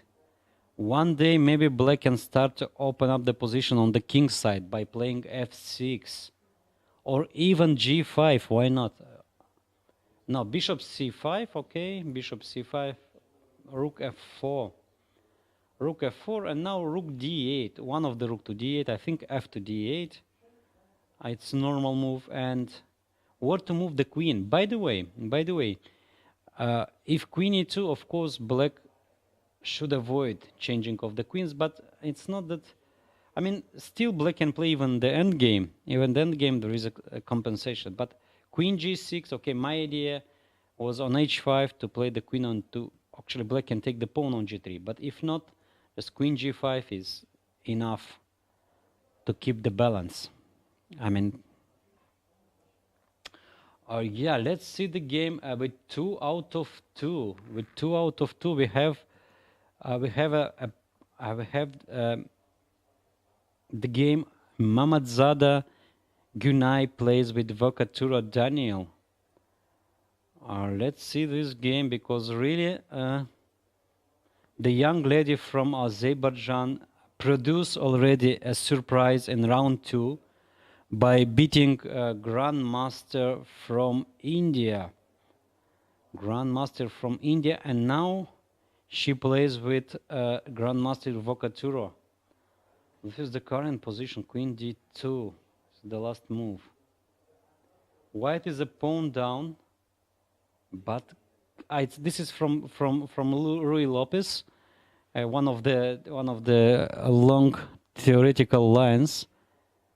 But I think there is some compensation for the pawn, because knight on a5 is far from the theater of the main theater of the. I mean, everything is on a king side, but on the other hand, it's not so easy to activate white's pieces. Not so easy to activate white's pieces. Maybe white wants to play bishop to f4, attacking h6 and preparing bishop to e3. Bishop to e3 to change the bishops, and maybe to attack a c7 pawn, or maybe later on to play rook d4 attacking b4 and rook f4 attacking f5, sorry.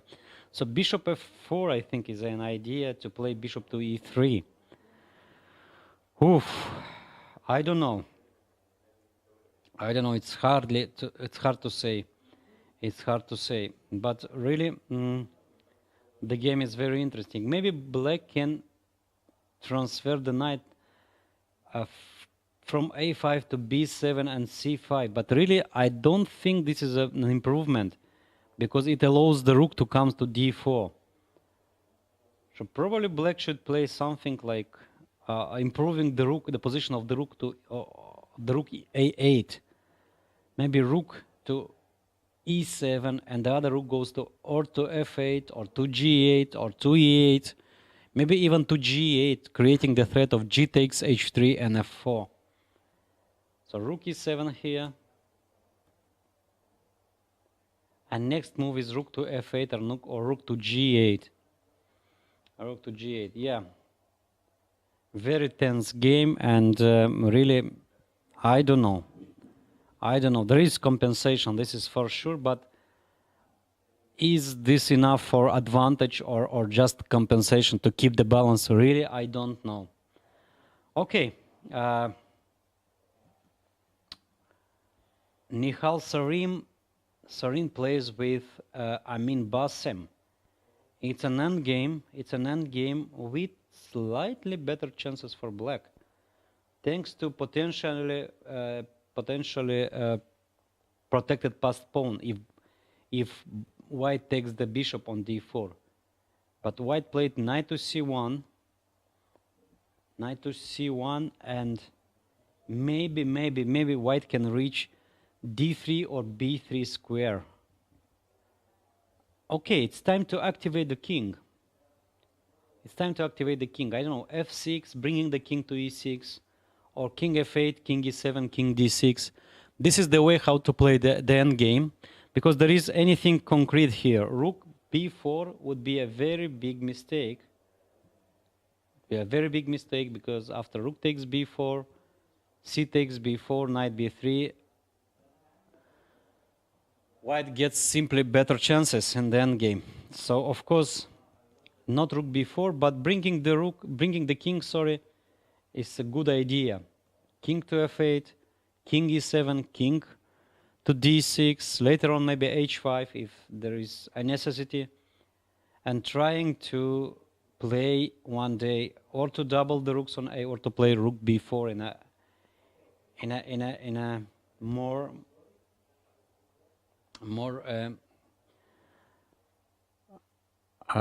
at the more advanced stage. So board number two, Levan Pantsulaev with Ivan Cheparinov is a deep end game. Bishop against knight. And actually, well, I'm a little bit surprised because I thought will be a draw, but in my opinion, white got slightly better chances. Because if white managed to put the king on f4, white is of course big advantage, but black can play or king g5 or king f5, probably king to g5 to keep the square f5 for the knight. And one more detail in this endgame. The pawn on b7. The pawn of b7. If white managed to free the bishop by playing e4, one day, you know, this endgame, well, there is a very concrete idea for white, actually, to play king d3 and e4. And even the pawn endgame can be better for white. Wow, that's really strange decision of Grandmaster Cheparinov to give the bishop for the knight. Now white clearly got better chances. So the main idea is king d3 and e4, and even the pawn endgame is better. Okay, very strange and totally unexpected. I thought it will be here a quick draw. All right, so one more time, the time control in this tournament is 1 hour 30 minutes till the end of the game, plus 30 seconds per move. Let's go. Yeah, this is okay. That's black to decide to play king to f5 or king to g5, because knight f5 check. I don't think this is an option, because it just helps white to play king d3 and e4. So yeah, white is slightly better on this endgame. So one more time, back to Salem's game, board number 16. Board number 16. It was a piece sacrifice, and black took the piece, and instead of playing the bishop to d8, which the move I really recommended, because I didn't see any dangerous threat for white, at least immediately, black decided to give back the piece. So after rook takes d5, bishop takes e7, rook takes e7, take the bishop. I don't know. So white is attacking here for free, instead of at least having a piece up. Well, that's a really strange decision of FIDE master Raja. Okay, let's try to find some ideas for black. First of all, rook takes rook on d1, queen d1, and maybe taking the pawn on g5. Now this looks highly risky, because after bishop d3, followed by move queen h5, white gets dangerous attack. I don't know. That's really strange decision. That's really strange decision of FIDE master, of Indian FIDE master Raja. Now white is really attacking with no material down.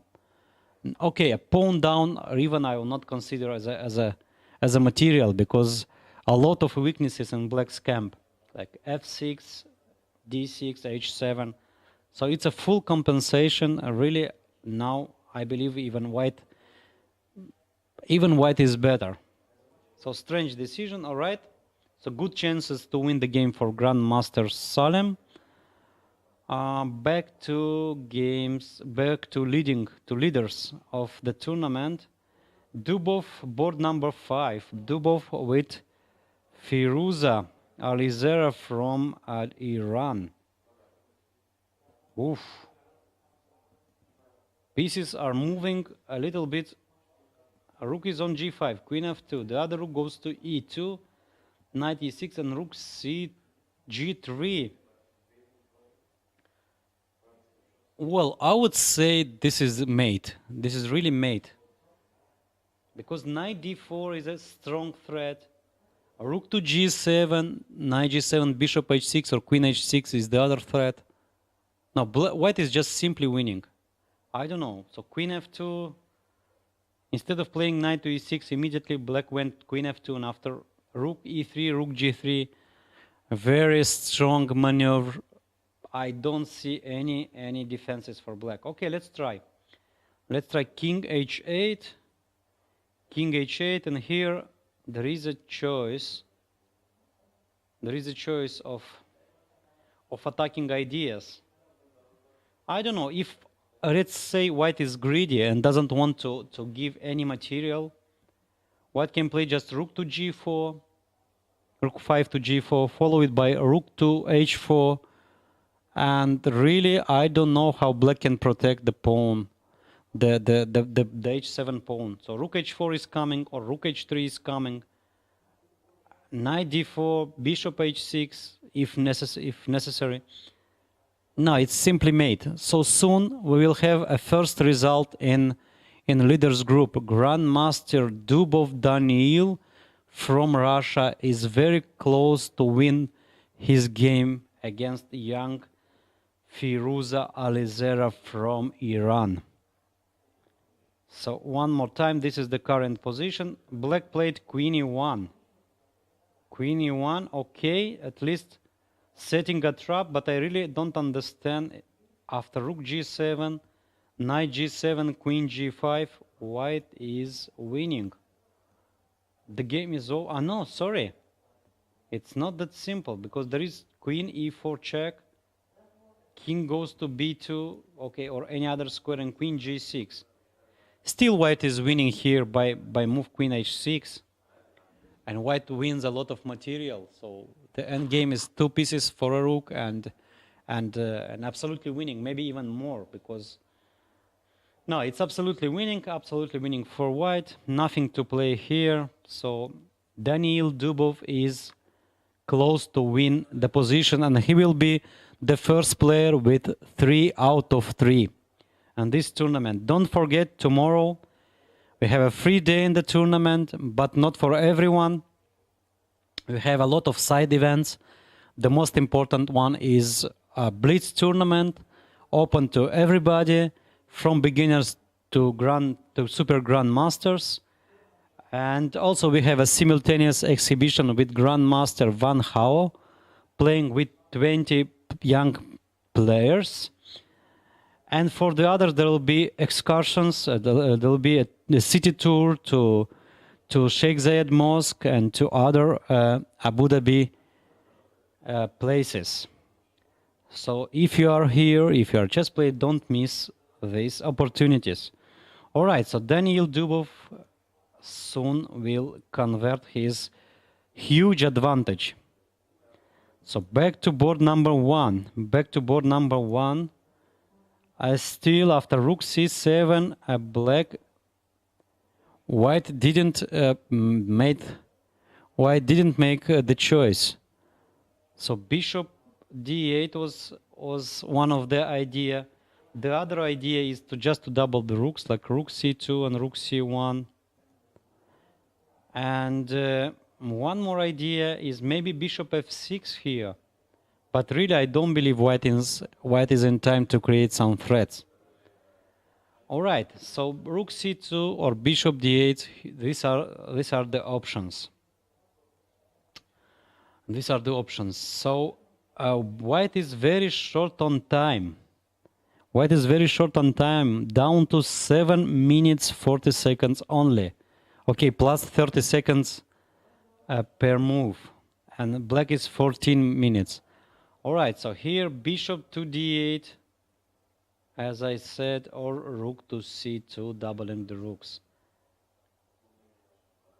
Maybe bishop f6, actually. Nothing wrong with this move. Trading the bishops and creating some threats. On the king side, like next move is queen g5 or changing the bishop on g7 first. Yeah, so white is just playing without any risk. So this is the board number 2. This is board number 2.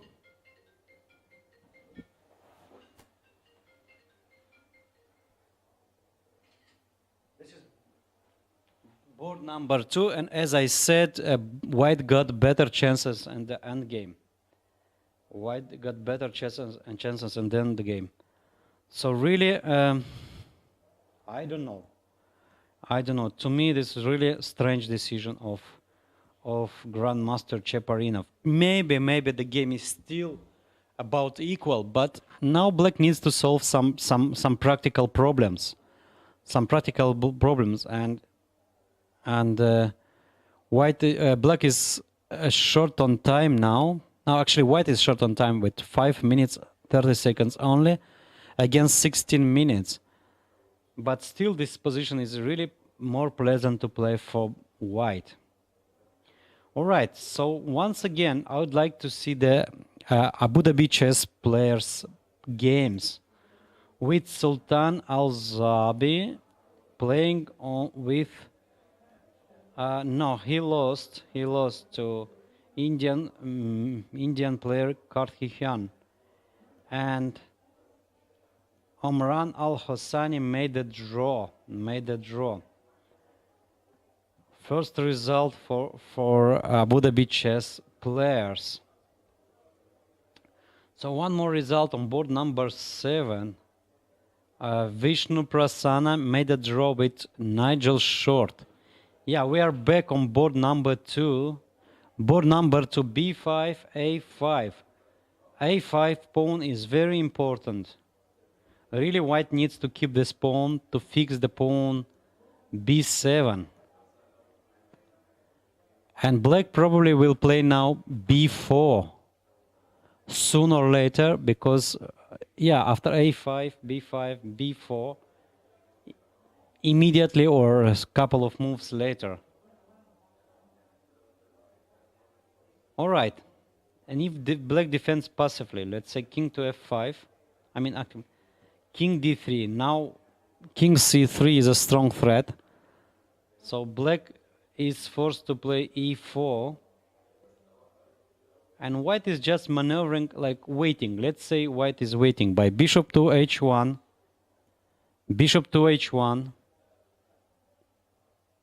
and waiting for the moves. Let's say h5, h4, and one day black will play king to f6 or to g5, and black can play e4. Trying to open up the bishop. And what about this pawn endgame? I believe white should be winning here thanks to f4 square. So let's say h5 or any other move like king f4, and black in the Zugzwang, like king g6, king e5, king f7, king d6, winning the pawn b7, and the game is over. So one more time this endgame. King to e3, b5, and a5. This is the current position, and really I believe that white keeps good winning chances. Yeah, okay, that's interesting. That's really interesting. So let's go back to board number 1. If Richard Rapport took the decision. Yeah, he played the bishop. He did play bishop to d8. My recommendation, rook f7 and bishop to e8. Such a colorful position. Both bishops are both white bishops are on the 8th rank. bishop to e8 and bishop to d8. I think black missed this idea. And after rook f8, rook to c7, one more piece come into black's camp. Yeah, it's really funny bishops on e8, on d8. Not so often you can see in the chess game both bishops on the 8 in the middle game with lots of pieces on the board. Thanks to black's rooks are disconnected. Okay, let's try to defend for black. So as I see, there is two moves here. First of all, let's try to calculate the move rook to b7, rook takes c8, and rook takes e8. And here the move bishop b6. If I'm not mistaken, white wins an exchange or a queen. But if black sacrifices the queen, I really believe that there is a strong compensation. After rook takes c8, bishop takes a7, rook takes a7. I don't know. I would say that even maybe black is better here.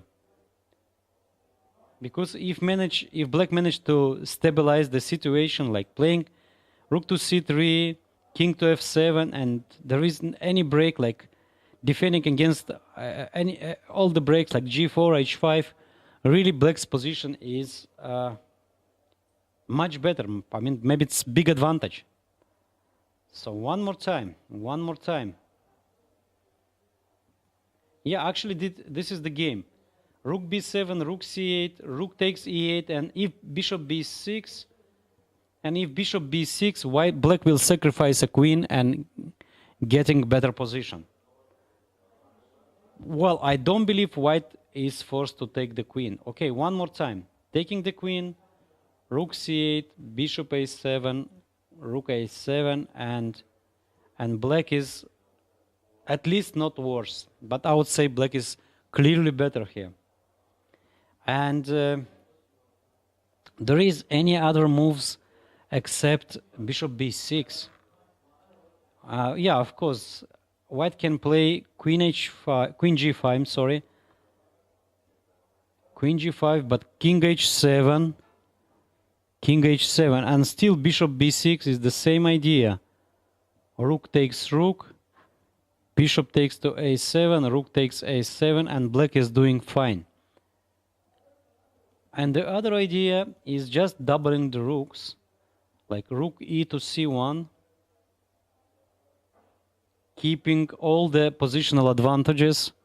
Maybe next move is rook to c6 or bishop g5, and definitely here there is a strong compensation for the pawn. Yeah, probably Richard Rapport will choose the second option, just rook b8. Not to change the rooks, not to give the queen.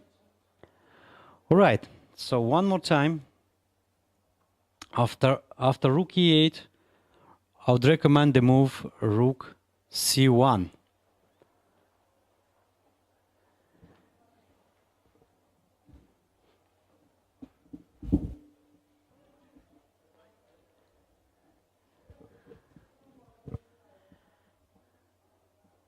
Yes.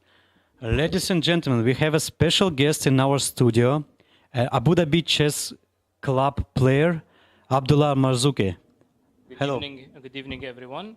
I hope that you are enjoying the tournament as we are here in Abu Dhabi. It's been a great experience for us to see all these top players, which we have been following for years and years, and it's a very good experience for us to see them live here in Abu Dhabi, enjoying and analyzing their games. Well, first question to you. I want to see you as a player here, not as a commentator.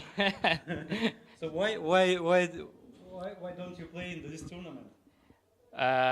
Unfortunately, due to work and due to the university and other commitments, I was not able to play in this tournament. But I'm enjoying just like to see my friends and the top players playing. It's a very good experience for all of us.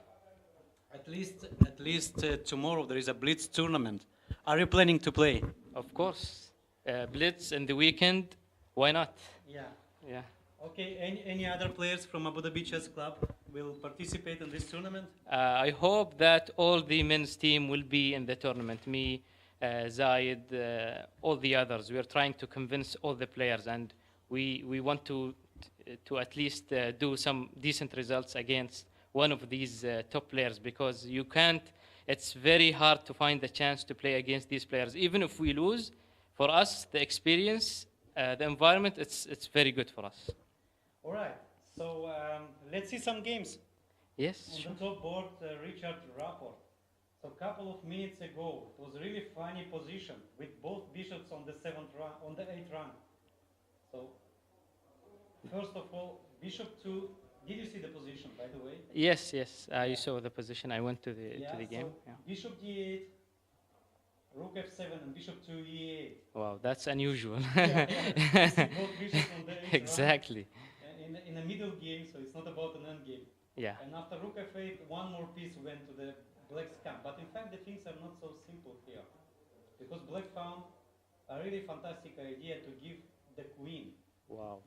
And if rook c8, rook 8, bishop b6, white didn't play bishop b6. But if bishop b6, rook takes c8, rook takes c8, takes to a7, rook a7, and I don't know. What do you think? There's a compensation here. I think black is it's better if he doubles the rook on the c line. How to stop this? Yeah, right. So yes. So black is maybe not only compensation, but maybe black is clear advantage here. Yes, because of the pawn structure, and black has no issues. His king is safe, and I think he will have a lot of counterplay. Yes, right. So this is the idea, and white, of course, didn't win the queen and played a simple move. I mean, strong move, rook to c1, doubling the rook And controlling the position. Yeah. Right. So what to do now for black? Bishop b6 now is a threat, by the way. Mm-hmm. Right. So what should black do in this? So for position? instance, bishop c5, bishop e5 lose probably. After bishop b6. Okay, I think it's a strong attack. Yeah, queen takes b6, rook takes c8, king f7, and the other rook comes to c8. What do you think? It's a very, very complicated positions, and in these types of position, you have to be very precise. You can't even give a tempo, or anything. You have to play very accurately, and that's, I think, what they're doing. But again, the time, two players have around 10 to 15 minutes. So taking this into a factor, things will change. They cannot play the high quality moves in after 2-3 moves. Do they have the time control, or is there a time control? Time control. Yeah, this is the. There is no time control on move 40. Oh, this is very interesting then. Yeah. So black is down to 8 minutes only, and white is 13 minutes. 13 minutes. So I don't know. So rook c1. I think it will be interesting now to find the correct moves with this amount of time. And in this kind of the positions, initiative is much more important than material. Exactly, and it seems that white has all the initiatives, because black, it's just defending. He has just to find the right moves. But what is the plan for white? How to win this position? I think rook c7 can be a move. Okay. Or okay, bishop b6 first of all is a threat. Yeah. And how to stop this? Queen g5 is another option. Mm-hmm. Rook to c6. It seems that white has a lot of plans and a lot of options, but for black, when you see the position, yeah, it's tough. It's really tough to find the move. Okay, let's try to play, I don't know, rook to b8. Okay. Rook to b8. What do you think? So,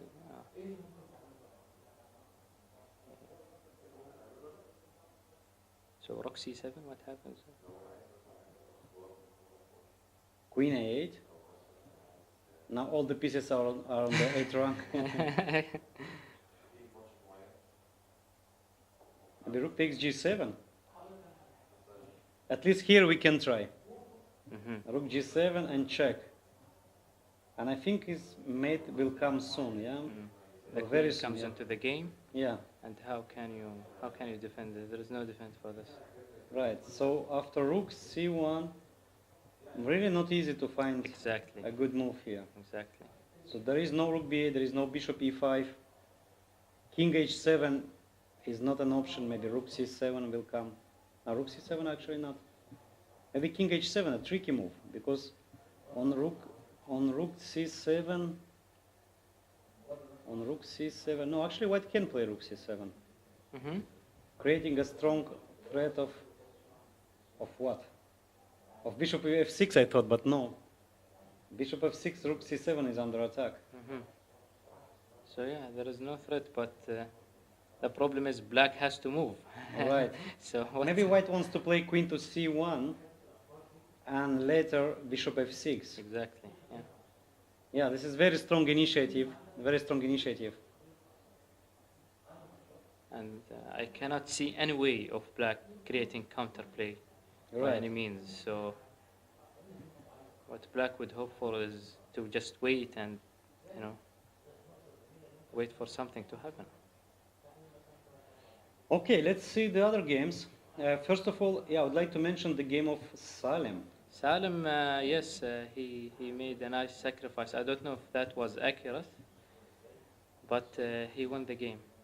Yeah, he won the game. This is the current position, rook e7, and this is not the final position. Yeah, take, queen f2, just giving the piece. Yeah, this was a surprise. But if you go back a couple of moves, Salim played knight d5. What do you think about this move? I think black can accept the sacrifice. Exactly, and go back with bishop d8. Taking bishop d8. This is, and really I didn't see like any immediately, let's say, strong threats. Probably white should improve the position by bishop g2 or bishop d3, but any real threats, I don't know. Maybe white has some initiative, but is it enough for a piece? I don't know. Okay, it's like typical Sicilian defense sacrifice, but looks like, yeah. But black just gave the piece immediately. He didn't go bishop d8. He took, I think, rook d5. Yeah, no, this position just rook d5. Yes. And still, even this position is playable. Exactly. But not he blundered. Yeah. Yeah. Just king a2 and on rook e1. This is probably black's idea. What is the move? Okay, there is many moves here. Queen h5 is one of the winning idea. And if rook takes the knight or queen takes the knight, there is checkmate in two. Yeah. Maybe this is what black missed. Yes. He thought that by playing rook e1 he will get the piece back and everything's protected. Maybe he missed the queen h6 mate. Right. Right. Okay. Good game for Grandmaster Salem. He's back to 2.5 out of 3. And we have a first result and first leader, sole leader. Dubov Daniil beat Firuza Alizera. It was a very, very interesting game. Yeah, so this queen d4 and queen d2, Magnus Carlsen idea. So one more time from the beginning. This queen d2 move. White's idea is actually very simple, to play bishop b3, b2, bishop b3, bishop b2, castle long, and to play f4. He beat Wojtaszek this year with this very original opening. So the knight on h5 is the problem. Knight on At h5. which point things went wrong? Because I saw that white has all the attack and like black didn't have any counterplay. Right. I mean, it was just bad for black. Yes, I think It was it was just the wrong plan from the beginning. Right. Right. So Yes, because now you can see that all the pieces are attacking the black king, and there is nothing, to be honest. White king is very safe. Absolutely. This e6 is destroying everything. Winning in a style, yeah. Yes, exactly. All right, yeah. So very good game for Daniil Dubov from Russia. And back to board number 2. What do you think about this endgame?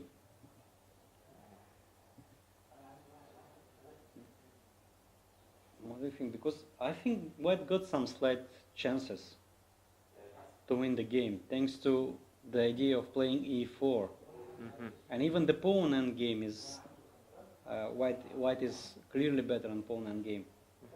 I agree with you because the knight currently doesn't have a gap, to enter to attack the pawns. So, Right. Yeah. And the game Fedoseev, this is board number 4. This is board number 4. This is board number 4.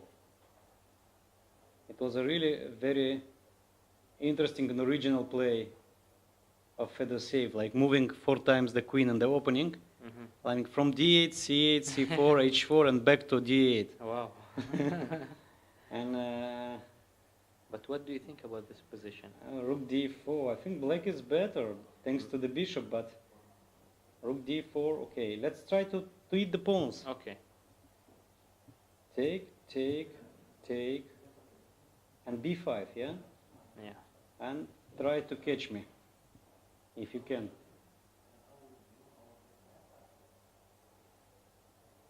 So Rook to g6, rook to g6. and rook to d6. 2 pawns are stronger than 1. Or maybe not. I don't know. Is black king in time to catch up? Or Let's try. But which pawn? so, Like the other pawns. So after rook d6, if black takes on d6, pawn takes d6, bishop d8, yeah. I think white is in time to activate the knight. Knight e5, So king. king, and maybe b6, using small tactics. Can I just take the pawn? Yes, and what about this endgame? Bring the king. And f5 maybe. f5, vamos, king d2,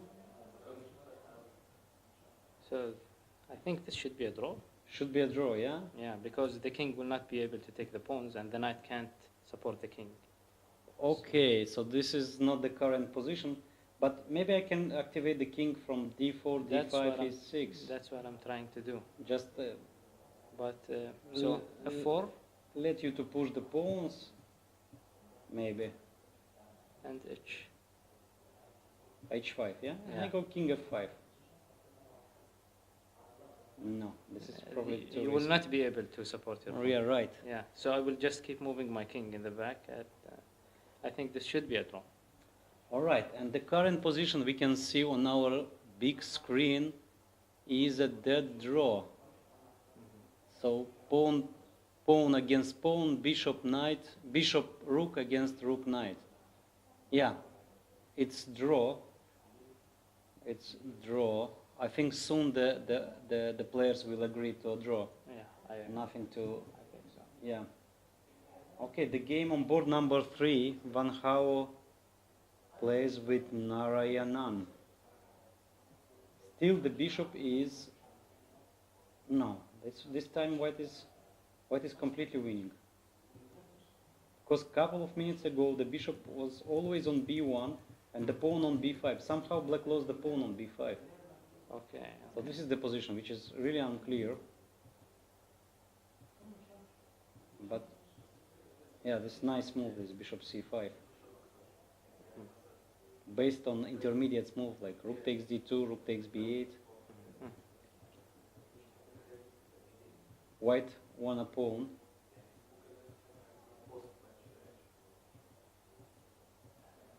Yeah, white is much better, and the bishop will be freed because when you have the pawn in b5, the bishop is trapped, and there is no way for you, no immediate way for you to get it out of there.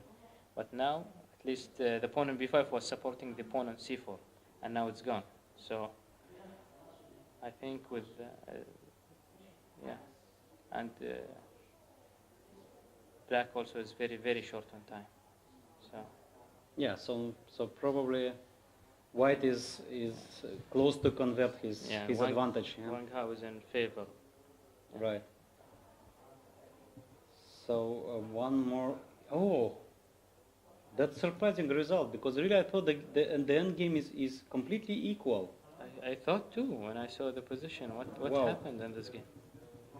So we left our audience in this position. Okay, I said anyway white is slightly better because black can bring the king and improving the position, and white should just stay. But Rook b4, and no, this is two passed pawns. This one is completely lost. so This where one did is it go wrong?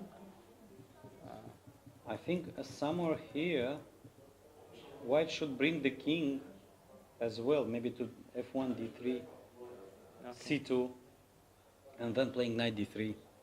Was he forced to take the bishop? No, of course, I don't believe.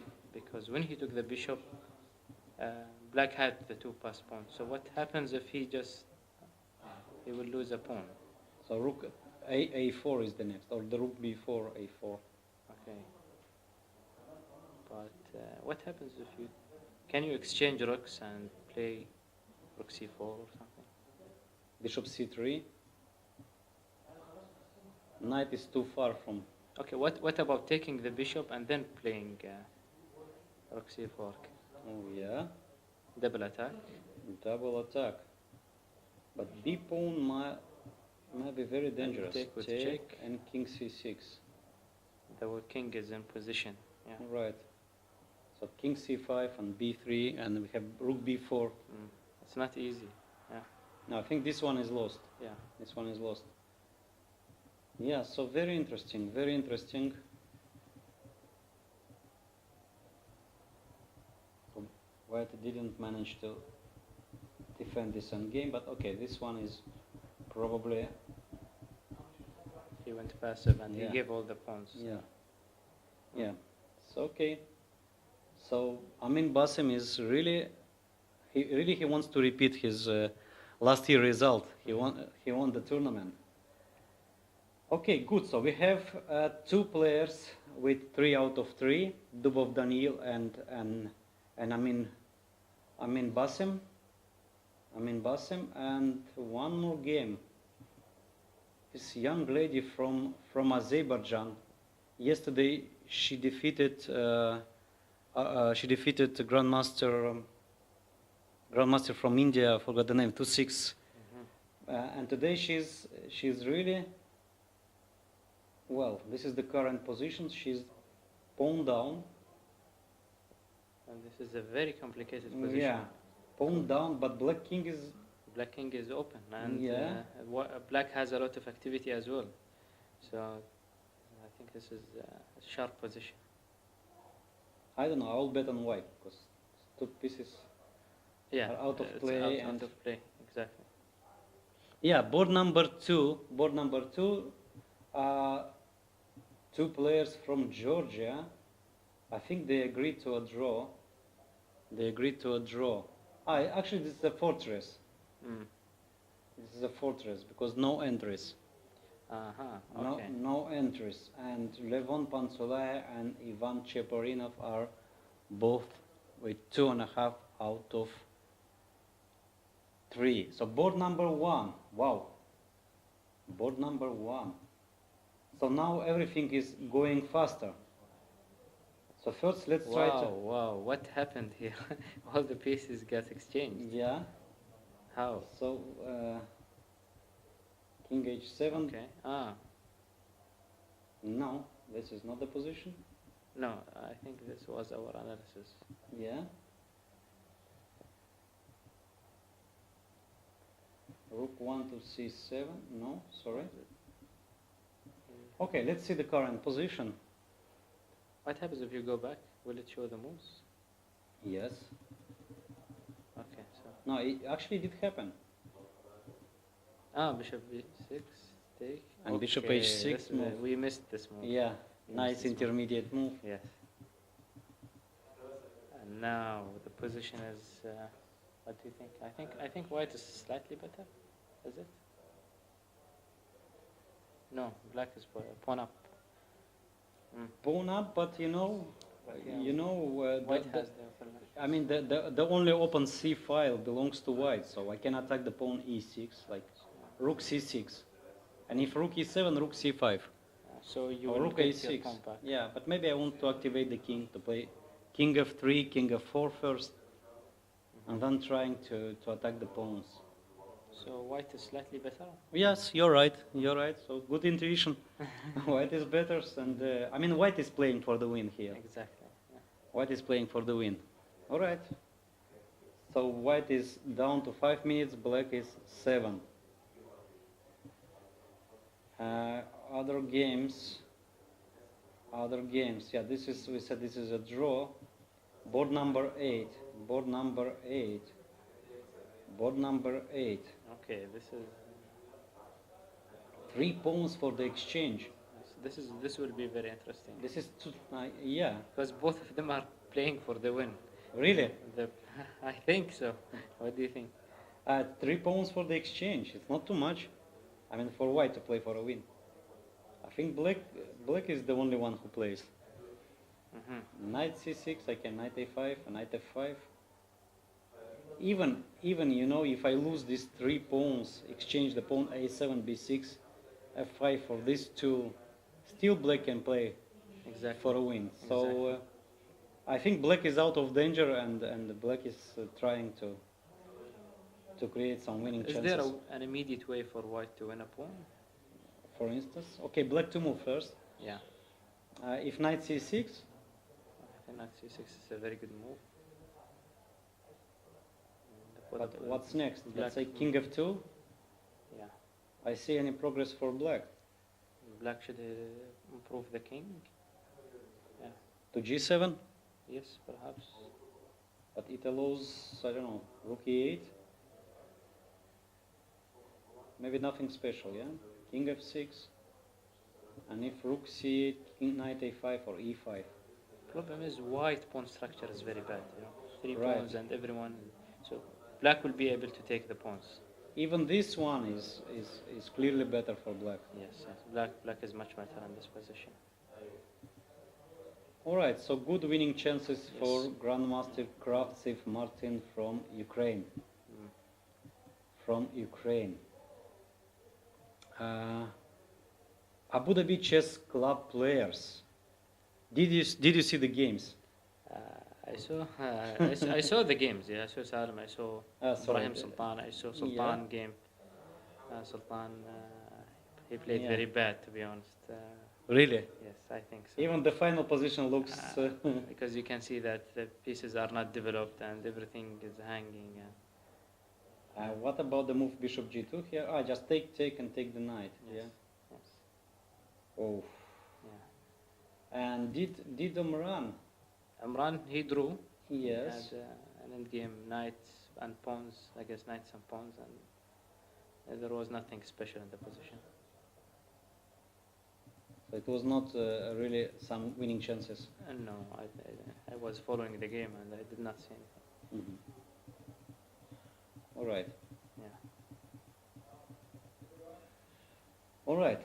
So What about Ibrahim Sultan this game? yes, let's follow him. Ibrahim Sultan plays with white pieces or black? He's white. Yeah, he's white. Board number 71. Oof. Wow. He's under strong attack. I think he's losing. He's definitely losing. Rook H2, Knight H2. No, it's not made. But Should be made. The activity is too much, I think. Okay, let's try to give mate. Let's try to give mate because should be made like any queen move, like But Bishop Bishop H3, King H1, Bishop F1 or King G1. Still resisting. wow. No. Come on, should be made. Yeah. Yes, it should be made in Should be a way, made, yeah. Maybe it's not the only way. Okay, let's play like Rook H2. Okay, let's try. No, this one doesn't win. I think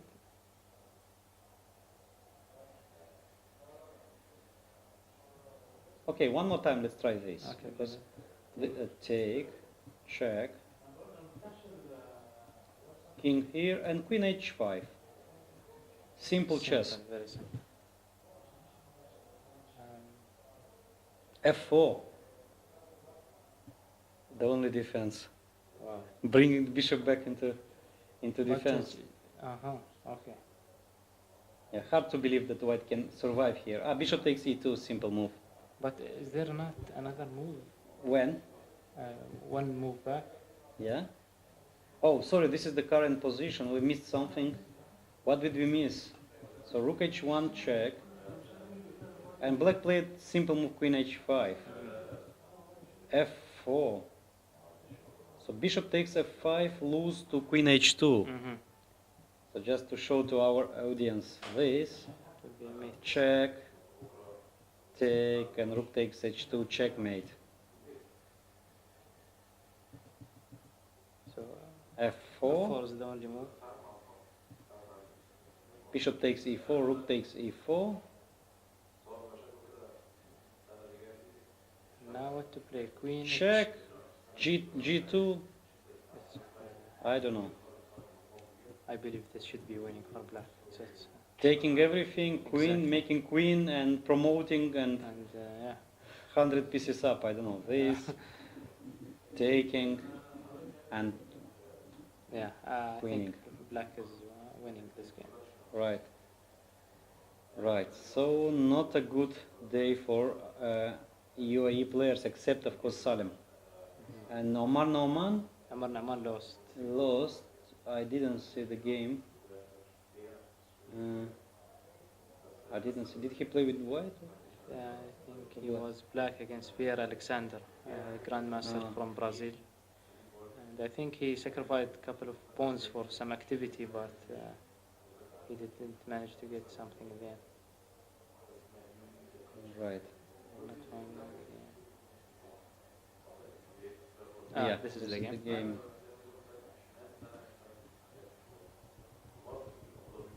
So Karo Khan.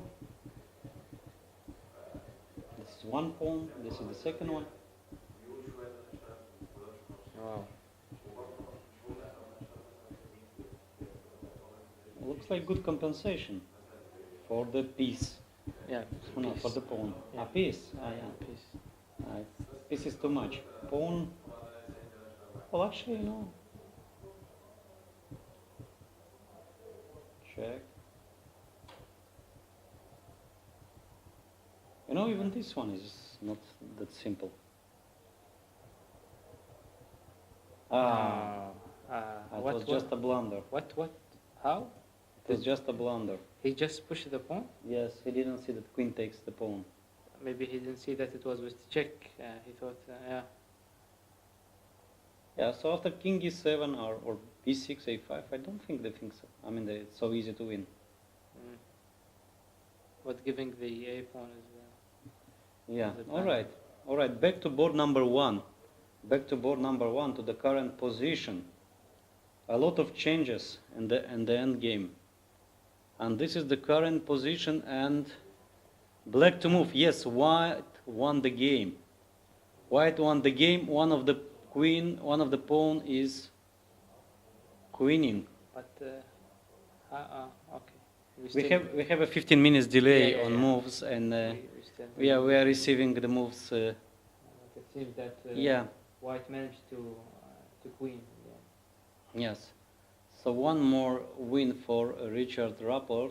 He's leading the tournament. Right. Right. Okay. Okay.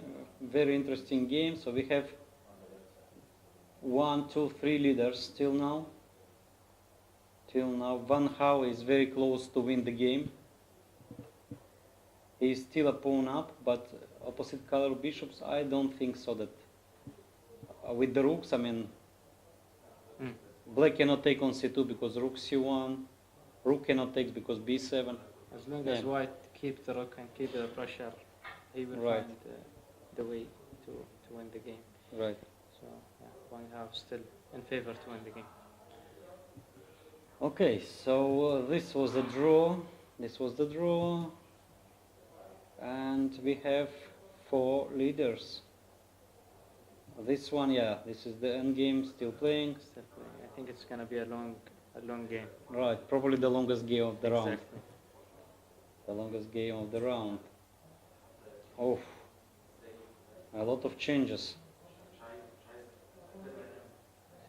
White got some pawns, but black rook g7. And how to defend? There is no defense for this. There is no defense, Yeah. yeah. So white lost. Yeah, actually, white is down to second, so Exactly. it's easy to miss. Easy to miss these tactics. But Yeah. So Daniel Vocatura won the game. Looks like won the game. Yeah, queen takes g3. I see any defenses. Take. No. Nothing. There is nothing. Absolutely. So Vocaturo Daniele won the game, and he is sharing the lead with 3 out of 3, perfect score, going to free day.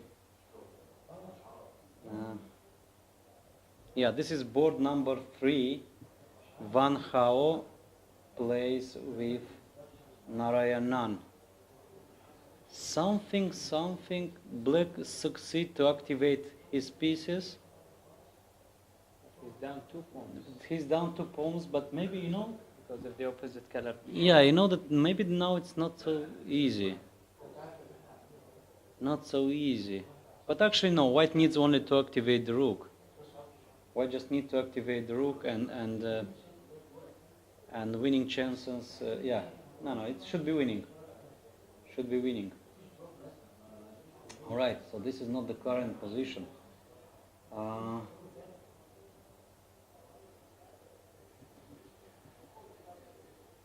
See Korbov game. Yeah, Korbov. Oof. What's this?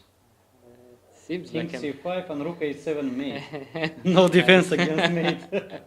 Just in the very right moment we saw the game. there are no checks. Yeah, so, no checks so- at all.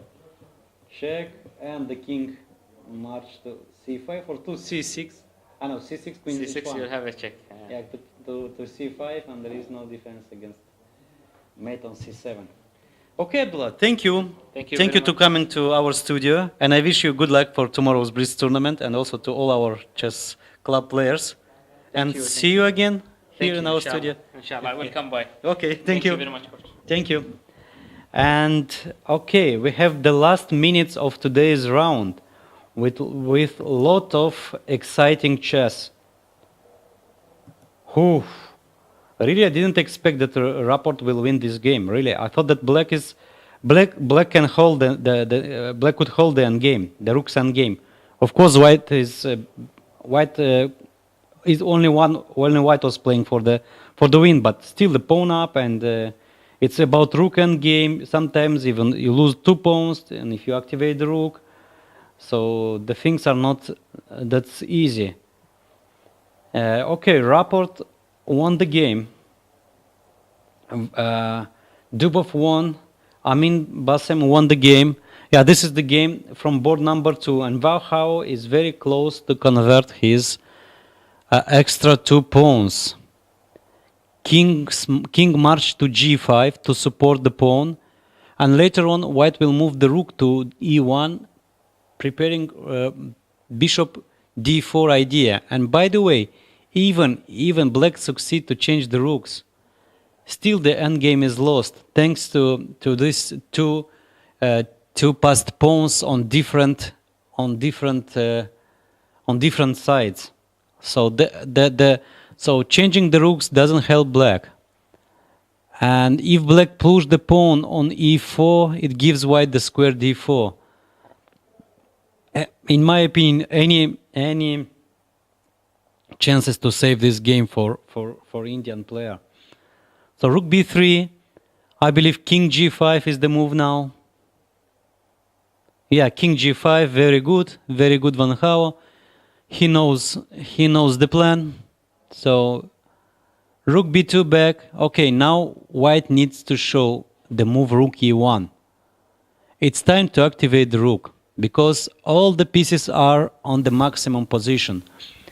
So king to g5, bishop to e3 and pawn to b6. So rook e1 or rook a1. Rook e1, yes. Rook e1, this is the method of winning the position. We are behind with the move, so better to follow the game online. Thank you. So rook e1 and creating the strong threat of bishop to d4. So the only move is to avoid this is king to d5. King to d5 because rook e2 changing the rooks and the endgame is winning, like rook e2 changing and king g6 followed by g5 or king h6 and the game is done. So king d5 and I don't know. King d5, rook d1 check, king e6 back and bishop c5. No, king to f7. Well, in my opinion, this is passive. This is too passive. You cannot save the game with a passive play. Should play king d5 actively. Now white can play... I understand black's idea. So on king f5, black wants to play bishop e6 check, king e5, bishop takes g4. But even that endgame is completely winning for white. But of course, no need. Bishop c5 and white wins the pawn on e5. And if rook c3, rook b3 taking c3 pawn, rook e5, rook c3, rook e7 check. Now, it's winning. It's winning. It's winning. So white is close to win the game. White is close to win the game.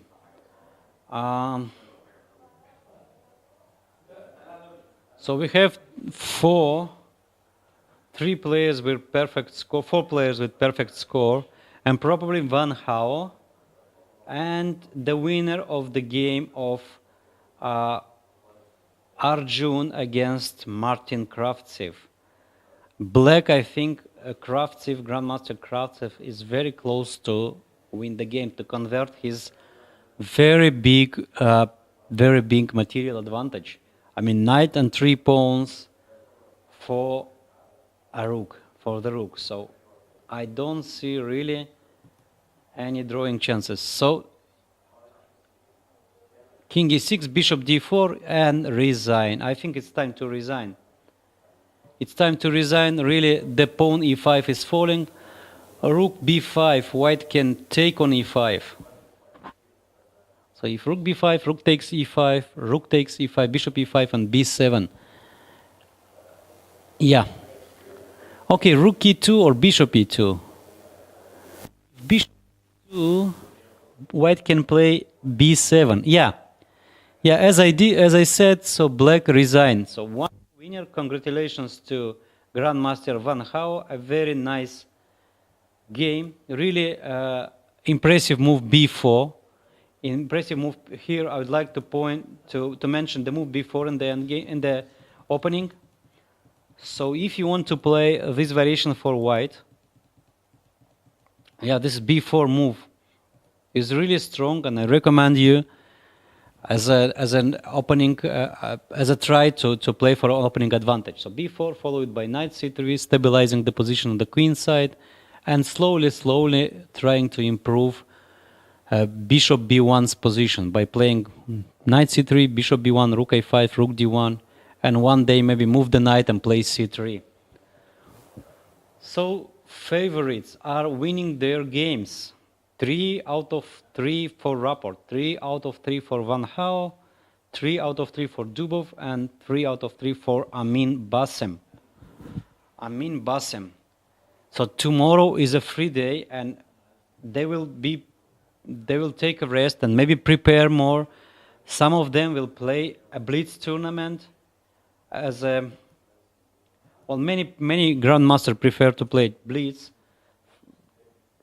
before the very important classical games.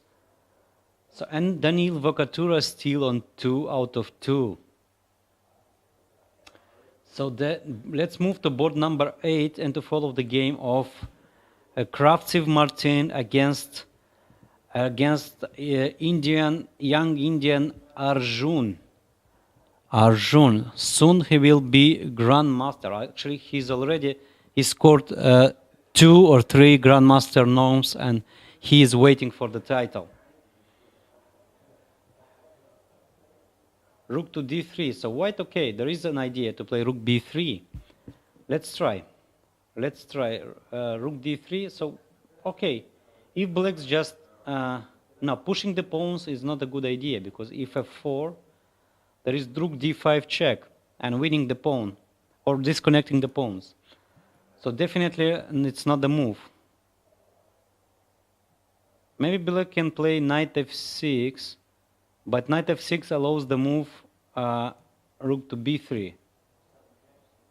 And if rook to d3, rook to b3, so black can play the knight to d6 back. Yeah, this was the game actually. After knight d6, rook e3 check, king f6, king d3, and g4. G4. So black is preparing to make a 2 passed pawns by playing f4 to sacrifice the pawn, or even h4, gh4, f4. Yeah, so next move is black will play or h4 or f4. Okay, let's try to activate the rook. Rook e1, and if black plays f4, actually black can think already about to give the pawn b6 and to make a 3 connected passed pawns. Knight e4, rook b1, knight takes g3, rook takes b6, and king g5. I don't believe white is in time to create a counterplay. Okay, let's try. Rook b5, h4, rook takes a5, h3, rook a8, h2. Actually, white is not in time, because after rook h8, black managed to cover the h file, knight h5, and next move h1. Yeah, so g4, and after rook e1, black can play knight to e4, and if white plays rook e3 back, king g5, and black is lost. White is lost, so h4 is to come. Yeah, black is winning. Black is winning, so in the game, white prefer to give the pawn c4 to activate the rook, but it's already 4 pawns. 4 pawns for the rook, for the exchange, and after knight b2, black can take 1 more pawn. Yes, so white is lost. White is lost. No way out. So after 3 rounds, we will have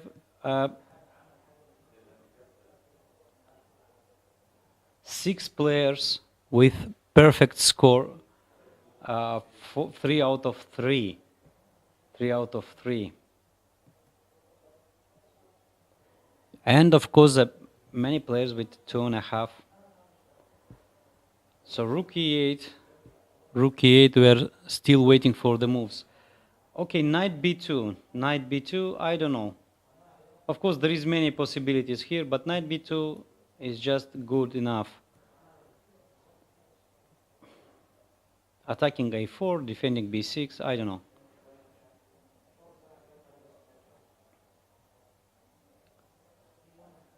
So after knight b2, I don't know, white, let's try. Okay, let's give some checks. Check, rook f8, king e5, check, king d4, rook to h8. At least now black can take the pawn, and king e4 black, and 3 protected passed pawn plus a strong king. No, really no way to escape. So rook e8, and the position is lost. Okay, so